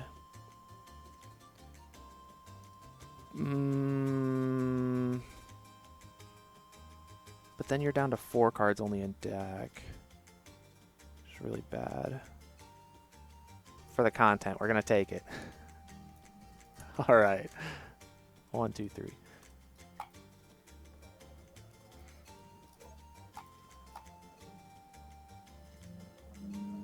feel like the movement here might be worth. Draw. You want to draw? Okay, interesting. And my turn? Mm-hmm. All right. I will have red attack you with this. Take it. Okay, we're going to get the healing. Mm-hmm. And we're going to play it. Yep. And it's your turn.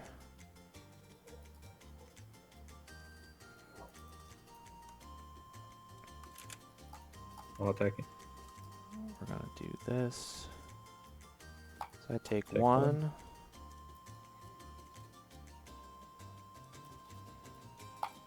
one. I'll attack you.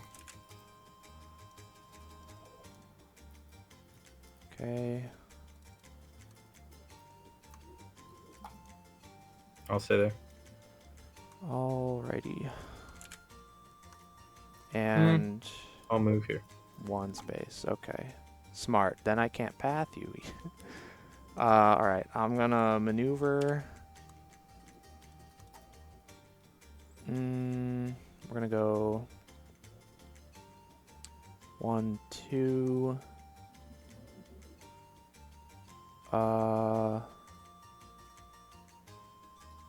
Red's good there. I'll maneuver again.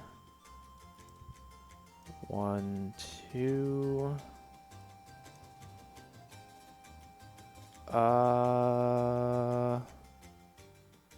Your turn.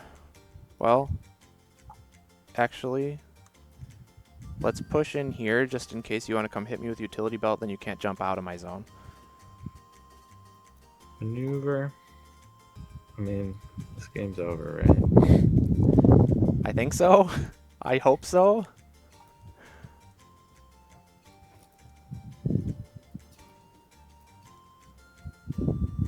Attack Huntsman.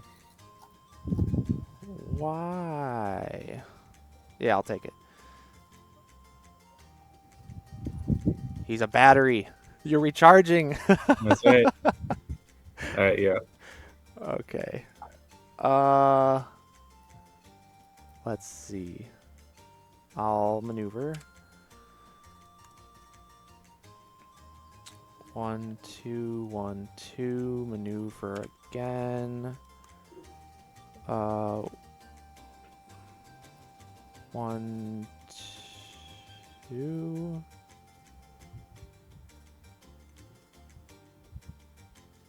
2, 1. And your turn. Maneuver.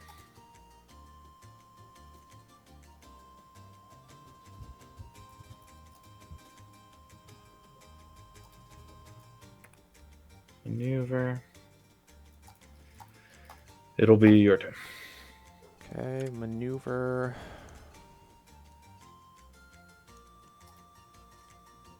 And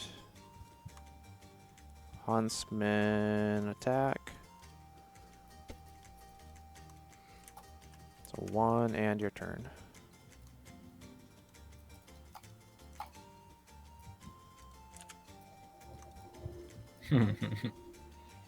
That's funny. What? Nothing. You wouldn't understand. Oh. Is it because I'm not a Jill main? No.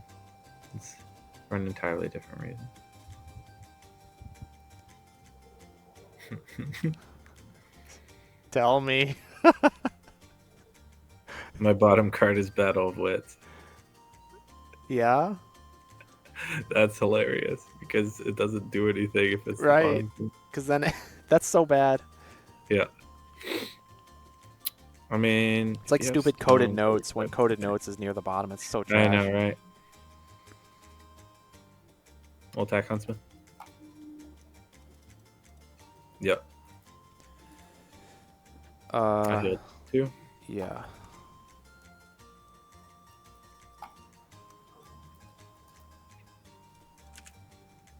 Was that your last action? I'll maneuver Oh, you have one more. and stay there. It'll be your turn. Now's when I scheme and draw 3. I think you just attacked me. I don't. Well, I have to maneuver first. But Yeah, not as Huntsman. I want LeBron to live this whole game.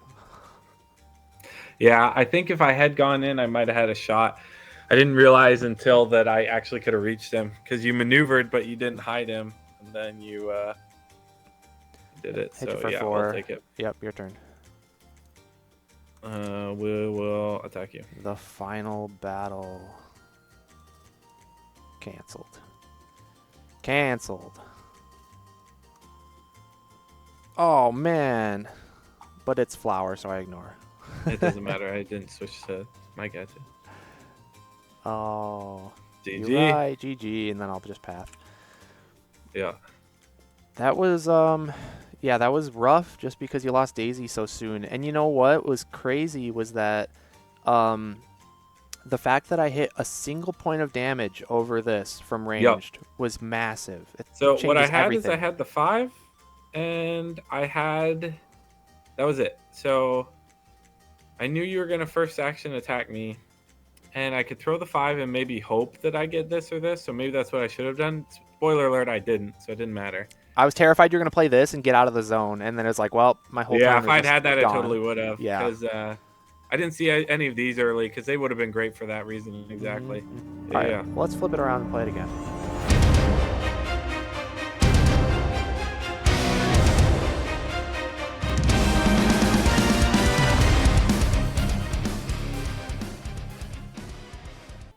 All right, man. Good luck. Have fun. Yeah, you too.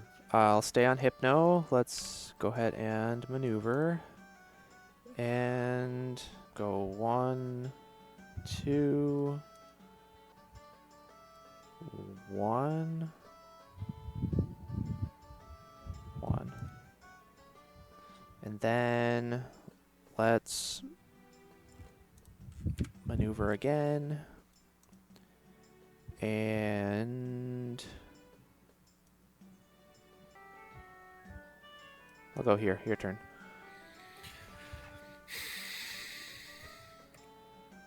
Maneuver.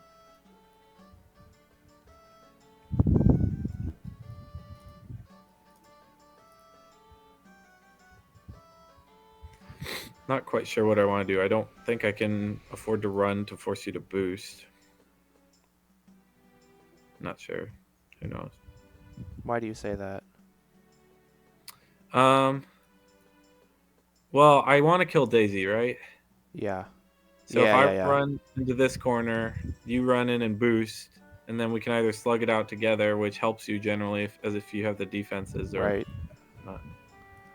So I think I want to approach Daisy if I can. That's true.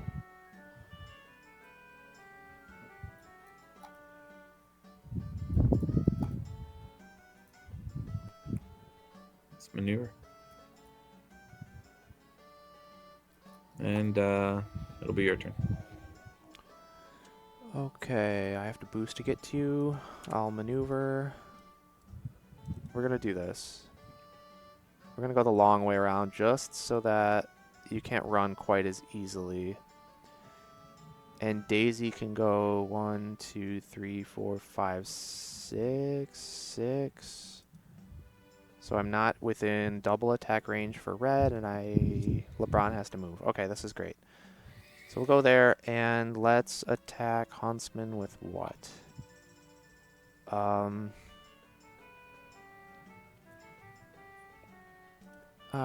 He's gonna throw us stones. That sucks. I'll attack. Oh boy. Big money, big money. So mine goes first, yeah? Yep. Big money, no whammies.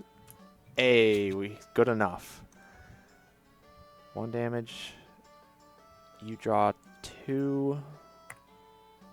And discard 2. And then this will be on top. Yep. Stitch this. Dang, you got junkers too.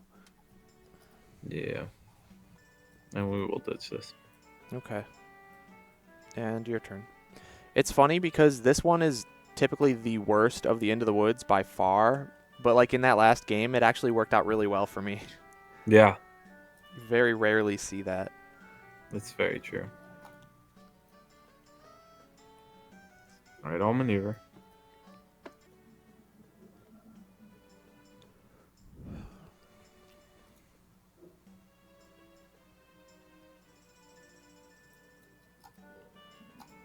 fine just letting Huntsman available like that. We'll For a see. path, for a double path, maybe. That hurts. Maybe, I wonder if I should have played around that. Dang. Brutal. All right. Okay. Let's go tonic. Yep. Let's take a maneuver.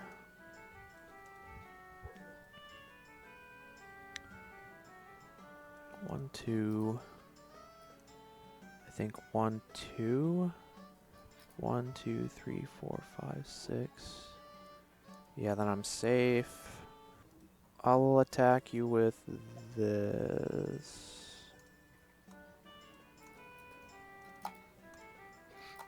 Okay, so I heal 1.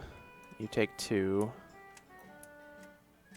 And then I can move 2 spaces, so I'll go 1, 2. And your turn.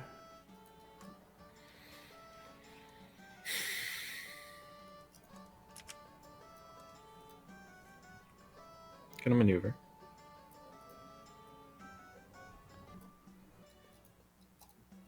We'll boost. Okay.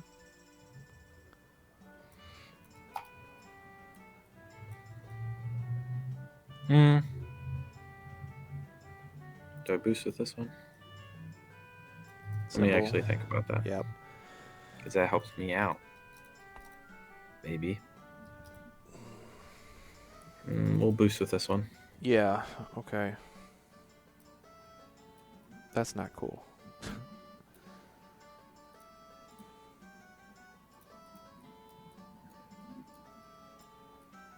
So do I want red to go somewhere? I'll actually put red here.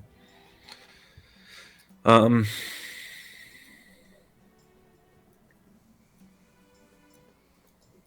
I'll have Huntsman attack Daisy. I shouldn't have moved Jill. I should.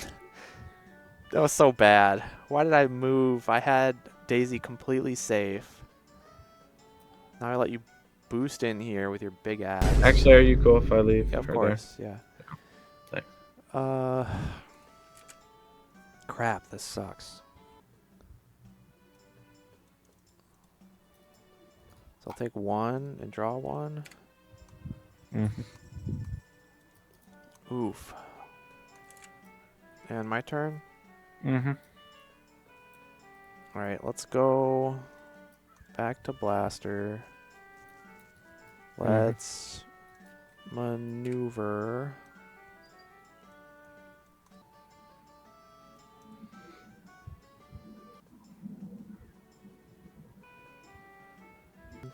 Alright, let's have Jill.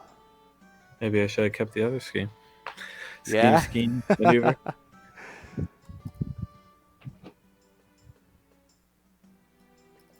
Let's have Jill attack red. D6.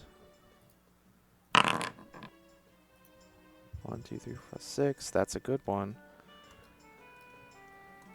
Alright, and now what? I get to reveal the top 3.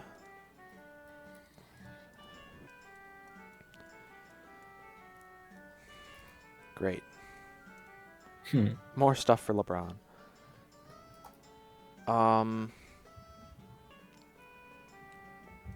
We're gonna bottom the axe. We'll put the stones and then the basket on very top. Okay. Your turn. We'll maneuver.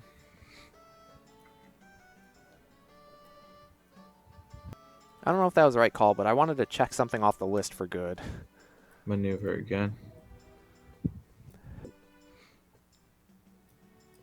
Alright. I go. Mhm. Alright, I will maneuver. I'm just gonna maneuver again. And 1, 2, 3, 4, 1, 2, 3. And your turn. Maneuver. If I wasn't bad, I wouldn't have had to boost there, but I changed my mind mid-turn. Mm-hmm.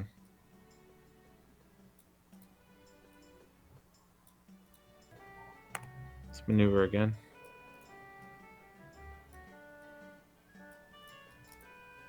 And let's drop a basket. All right, you're up. Okay. Maneuver.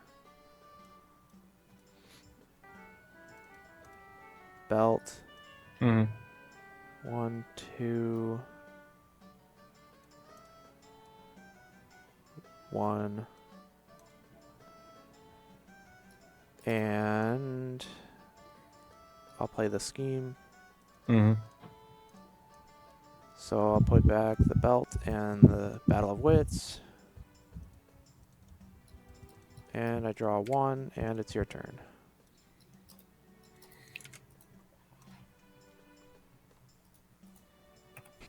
Maneuver.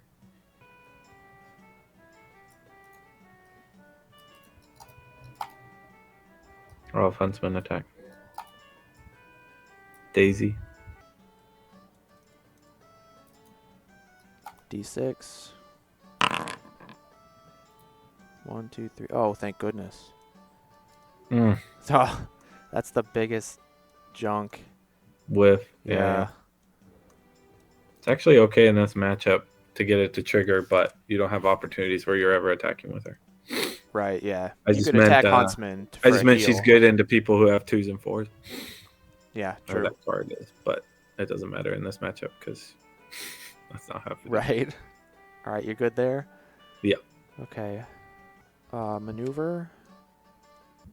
I'll maneuver again and just pass 2 there. Stay in here. Mm-hmm. I'll have red attack you.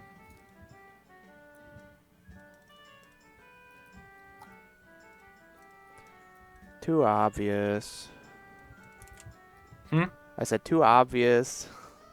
Of course I'm going to throw a cancel there. Yeah. Maneuver.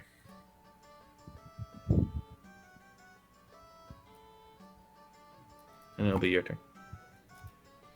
All right, back to the scenario where I cannot protect Daisy. Maneuver.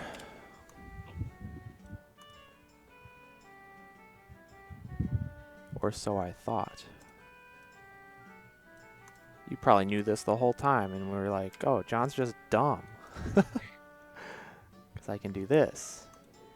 And then, if I put here, 1, 2, 3, 4, 5, 6. 1, 2, 3, 4, 5, 6. That's the spot.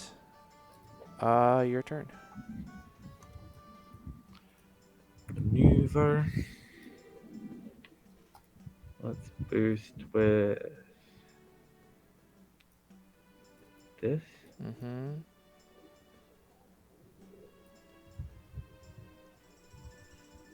You can't move that far, dude.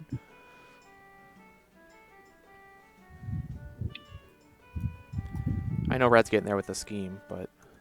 Oh, sorry, yep. Yep. And I'll have red attack you.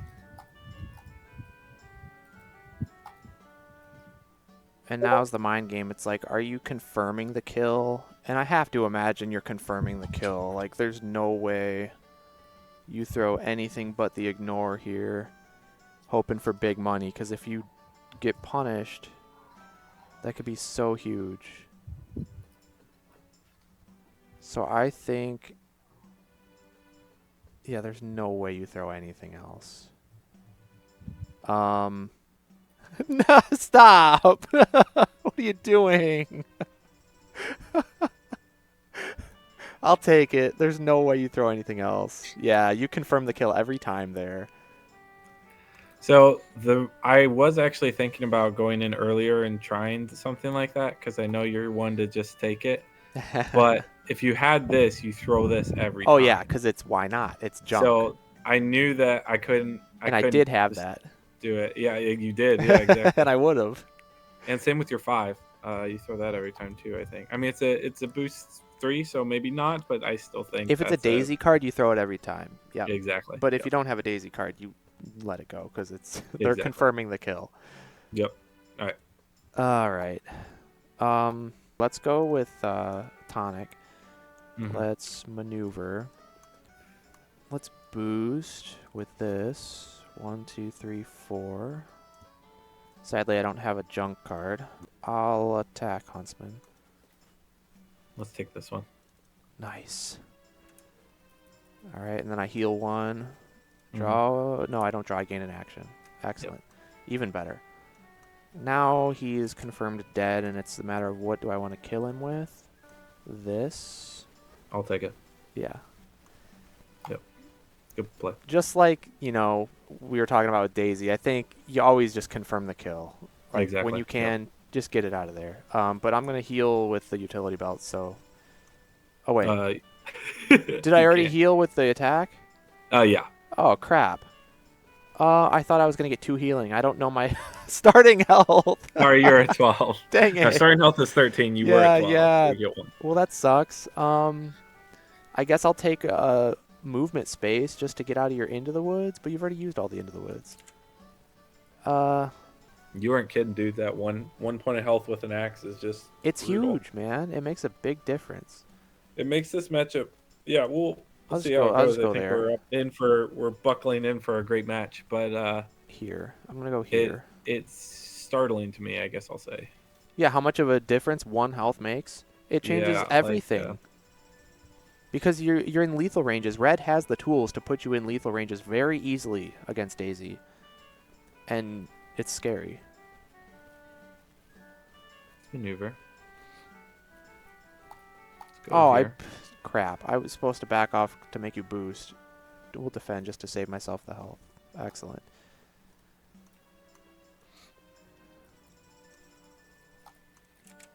Okay, and it's my turn. Mhm. So now we go blaster and we maneuver. Maneuver, over to you. Maneuver. We'll maneuver.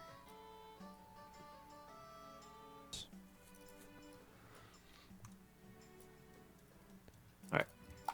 I mean, I'll stay hypno and I'll maneuver. And maneuver again, hope to get some junk, and we didn't hit it.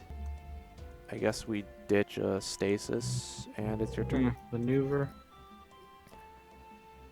It's funny when you want to draw junk. Like, your whole turn, your whole play is like trying to draw your junk. Let's actually boost with this. Okay, everybody watching, this is the stuff you got to think about if you want to be a top player. This is a much better spot to be in. If you're going to boost 3 anyways, you might as well go here. Or you hold the boost 3 and you go over here and you just deal with a double maneuver on your following turn. This. And I'll just heal the one that I'm taking. Sounds good. So no damage essentially. And my turn, I'll maneuver. We'll go 1, 2. I'll maneuver again. 1, 2. You don't have any Into the Woods, so I think I want to force you here. Because then if I run this way, it's a long ways rather than putting you here if you want to move 4. Ditch that, your turn. Alright, I'll maneuver. Go here. Maneuver again. You know I hate when you try and force me to come in. Yeah, I'll maneuver. This is the 5. Correct. Okay, so I'll go there. I'll maneuver again. We got one of the junkers.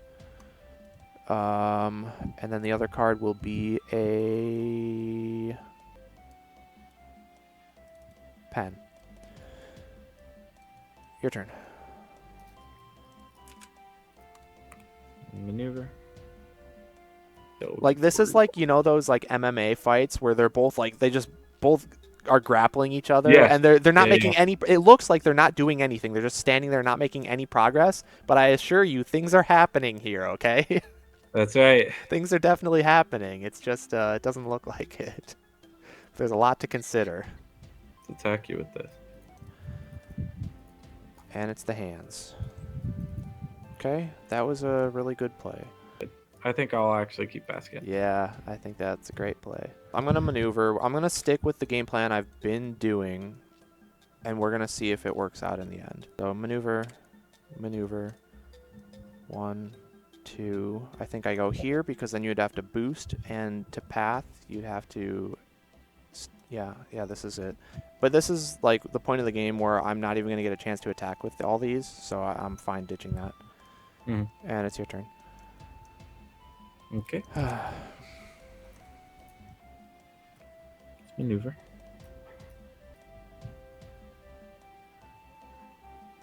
Let's do that again. Maneuver again. We'll be ditching this one. Yep. And I think a stones. I'm going to keep Hypno Ray. I'm going to maneuver. Thank goodness we Ah, topped you got it. Thank goodness we topped it. I'm going to attack you with this. Yeah, you had to play that for sure. You had to stop this at all costs. Good play. I mean, I knew that's what you were attacking, man. Your turn. Well, yeah, I mean, it would have triggered against anything else because it would have gotten the axe up to a 3. Maneuver. But now my Battle of Wits don't Boost. don't proc. Maneuver, boost, path. No, wait. Maybe this was the wrong play. You can take it back. I'm not going to maneuver. Yeah, that's fine. We know the axe is on bottom. Yeah, we have to cancel that. I'll go here. I Throwing think the I'll stuff earlier, but- stay with this and call it good. So that's a maneuver. I'll maneuver again. Go ahead. My plan was to just double maneuver, but I guess I can boost with this. Oh, we'll keep that one in case. Boost with this and path you, so we're in the same spot. Yeah, except worse for me. I think that was a mistake. I agree. We're gonna go tonic. Gonna maneuver. I needed to do this last turn. Absolutely. I wasn't thinking about the boost and then path, and then it's the same symbol lined up. All right, I'm gonna boost with probably Battle of Wits, right? Yeah, I think so. And we go to the 4 spot, right? I'll attack.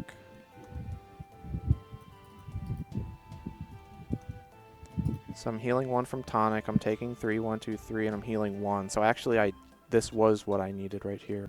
I'll attack you, and then run and win.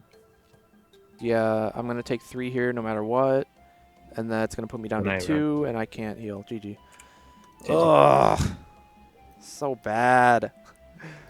Dang it. And this is kind of, I like you pushing the initiative on me. And I think you did at the right points except there at the end. Yeah, the end was so bad. But like if you're unable to discard junk with Jill, sometimes it feels like so bad. Yeah, so I wasn't thinking about that, like I said, path play, but if I would have just maneuvered with the tonic and done the exact same line and hit you with the belt, I would be in a fine spot because I'd have less fatigue, and then I'd still be able to attack with this. Yep. For healing and to get away. So like I needed to do that, but I was thinking, oh, well, if I attack into your mouth, then I'm just gonna die. But this, it takes 3 damage, but I also get 2 of it back. So it uses up mouth, and I take 1 net, and I would have been like had less fatigue damage, and then I would have gotten more attacks in because I needed a chain with this into this, right? Yep, exactly. For healing, get away, force a maneuver, and that could have been a winning play. I don't know if it would have won me the game, but it would have been much closer. Wow, that was really, really close, though. And it's insane how much was going on behind the scenes. Yep. Like, we both knew it, all right? Like, there's initiative to play towards. There's the amount of symbols left that you have to consider. There's the amount of attacks. I was shocked I had enough. Yeah, me too. Yeah, I felt like I literally had 3 knife symbol cards that I wanted to trigger and 3 knives left in my hand that I was about to bending with. It was perfect. Yeah. Crazy. And then, like, it was, okay, how many attacks am I going to get for how many points of healing? And I Wow. love Jill's end game, in my opinion, because of Tonic. Yes, it's so fun. It's very so cool. She has a very unique side of that. If she has the cards left, right? If you don't have a 5 and a 4, then it's rougher. But it all depends, right? Yeah. Obviously, there's certain games where Jill just runs away with it when she cycles like 6 cards back into the deck, and it's like, okay, Yeah. there's just too much value. And there's also games where we saw like the first one where she just gasses out because she doesn't get the scheme off because Daisy dies, and it's like, okay, then she's just, struggling to even have any value left. Like, you kind of play a little bit reckless with Jill cards in the early game because you assume you're going to be cycling them back. Yep. But it's kind of like Bigfoot games sometimes go with Jackalope, where it's like, okay, you're kind of like, you're mathing out, how do I pull off all my horns? And if all of a sudden, you slip up or some crazy thing happens and you lose Jackalope early, then it's like, okay, great. Now I've been playing towards, expecting those horns, and now I don't have them, and now I'm in a bad spot. I think, to me, I think it's pretty comparable to, like, for Bigfoot, using his ability a lot. Like, Yes. often you'll, like, use his ability just to find those horns and defenses and such, and then you're not finding either of those, Yep. and then Jackalope dies, and now you're you're screwed. wow, I'm way down in deck, and I'm missing out on, like, let's say you only got 1 horns off. I'm missing out on 4 damage I was expecting. So, like, Yeah. how do I ever... Because he doesn't have any discards, he doesn't have any action gains, like... So if he doesn't have the damage in his combat, it's kind of over. Right, and we saw like a very familiar, at least to me, scenario when I had early game here with Daisy, where I knew you were about to kill her, and so I boosted and I played the scheme for less value, Yep. just to get 1 card back in the deck and get that pass. Mm-hmm. But that's like, again, going back to Bigfoot, it's like against Muldoon or something where it's like, okay, I could horns him, and I know he's going to kill Jackalope, but I get the horns off, or I could be greedy and try to make it so that he can't kill Jackalope, and then maybe I can get 2 horns off in the long run. Exactly. Yep, but if he happens to have, that last second shot, well, I can't do anything about it, Yep. It's like those weird scenarios where it's take what you can get now or be greedy and try to maximize value later. And those are fun, really fun calls, in my opinion. Yep, absolutely. Anytime it's like a sidekick battle where you have a crucial sidekick, and whether or not you think you can keep them alive another turn is just a lot of fun. And yeah, and this matchup is the definition of that. Oh yeah, 100%. I think in both games we saw Daisy die first, which was crucial. Yeah, but I don't think that's surprising, honestly. I think Red has the tools to do it because this is guaranteed. Yeah, absolutely. And Path is guaranteed, and like your only real tools to kill Huntsman are your action gains. Yeah, you're right. And oftentimes you'll be doing it if you want to kill Huntsman. You might not have taken much damage, so like you're not getting tonic off of that, which is right. Then bad. It's just a waste. Yeah, and then also if you're getting tonic, you're leaving yourself on tonic for Little Red to capitalize on, like maybe a crucial stones or a crucial Once Upon a Time guaranteed, or even like a crucial hands to get back, a stones or something, whatever it is. Like, let's say the Huntsman defends with Once Upon a Time. He knows he's dying, but he's going to use it anyways to get the auto damage on his way out. And then, the tonic heals, but then Red just swoops in, snatches back up the Once Upon a Time, and now you're back to even, Yeah. Just really cool scenarios. This was a really cool matchup. A lot of fun. It was wild. That mid game is probably the most standoffish mid game we've ever had. Yeah. It was pretty cool. Yeah, but still an interesting one, because like it was really hard to tell what was right and when was the right time to go in, because I'm sure you were sitting on Once Upon a Times, right? Oh, absolutely. Oh yeah, like anytime I would have gone in if you there, had gone in at any point, I think it would have just been over. Yeah, I don't know. Well, it depends. It depends on if you had the healing stuff to capitalize in later turns. I don't know. There's a million different avenues this game could have went down, but it's ultimately it is what it is. But super fun. A lot of decisions to make on both sides. It's a very fun one. Do you think? Would you say saw one game with like 12 healing from Red? No, 9 healing from Red. Yeah. And then we saw one game with no healing from Red. Uh-huh. Still crazy numbers at the end. What do you think? I mean, Red won both of them, going first and second. But what do you think? Either of them favored necessarily, or did when I played it with Bryden, Jill absolutely destroyed. Really? Now that was, I think, one of Bryden's first games versus Jill. So I don't think it's not indicative of anything. But also, I comboed Huntsman, and then I kept I kept protecting Daisy like the whole time.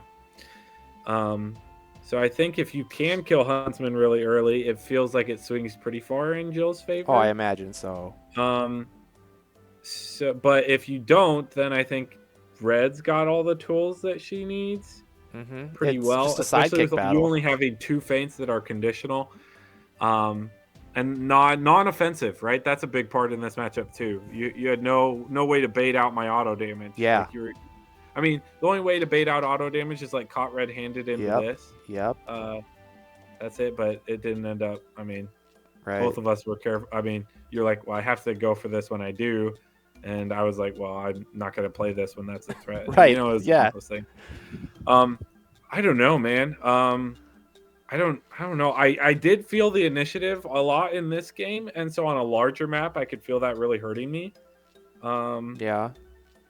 And maybe you're able to keep Daisy farther away. But you had initiative at the beginning, and so maybe I'm able to force. I don't know. I really have no clue. Yeah. I think it's probably pretty even. I'd be comfortable probably playing either side in a tournament. I agree. I think this would be like a new age classic, like tourney matchup. Very, very cool, very even. A lot of nuance to it.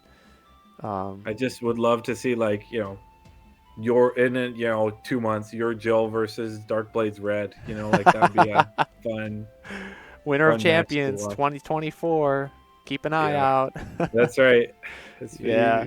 pretty crazy. That would be Very really fun. cool. But all right, man. Well, it was a good one. Thanks again Yeah, for yeah, playing as as always.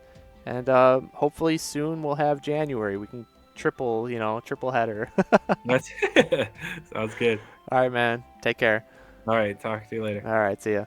All right, so there you have it, guys. It looks like Little Red did take both of the games there, but I think they were both pretty dang close and had some really crucial moments that really could have turned the tide of the games if they had gone just a little bit differently. So I do think it's a really close matchup. I wouldn't quite say one is favored over the other. I think it's really 50-50 and a lot of fun at that. So I would highly recommend you go try it out for yourself and see how it goes. And if you do, please let me know down in the comments below how it went and what you think of the matchup.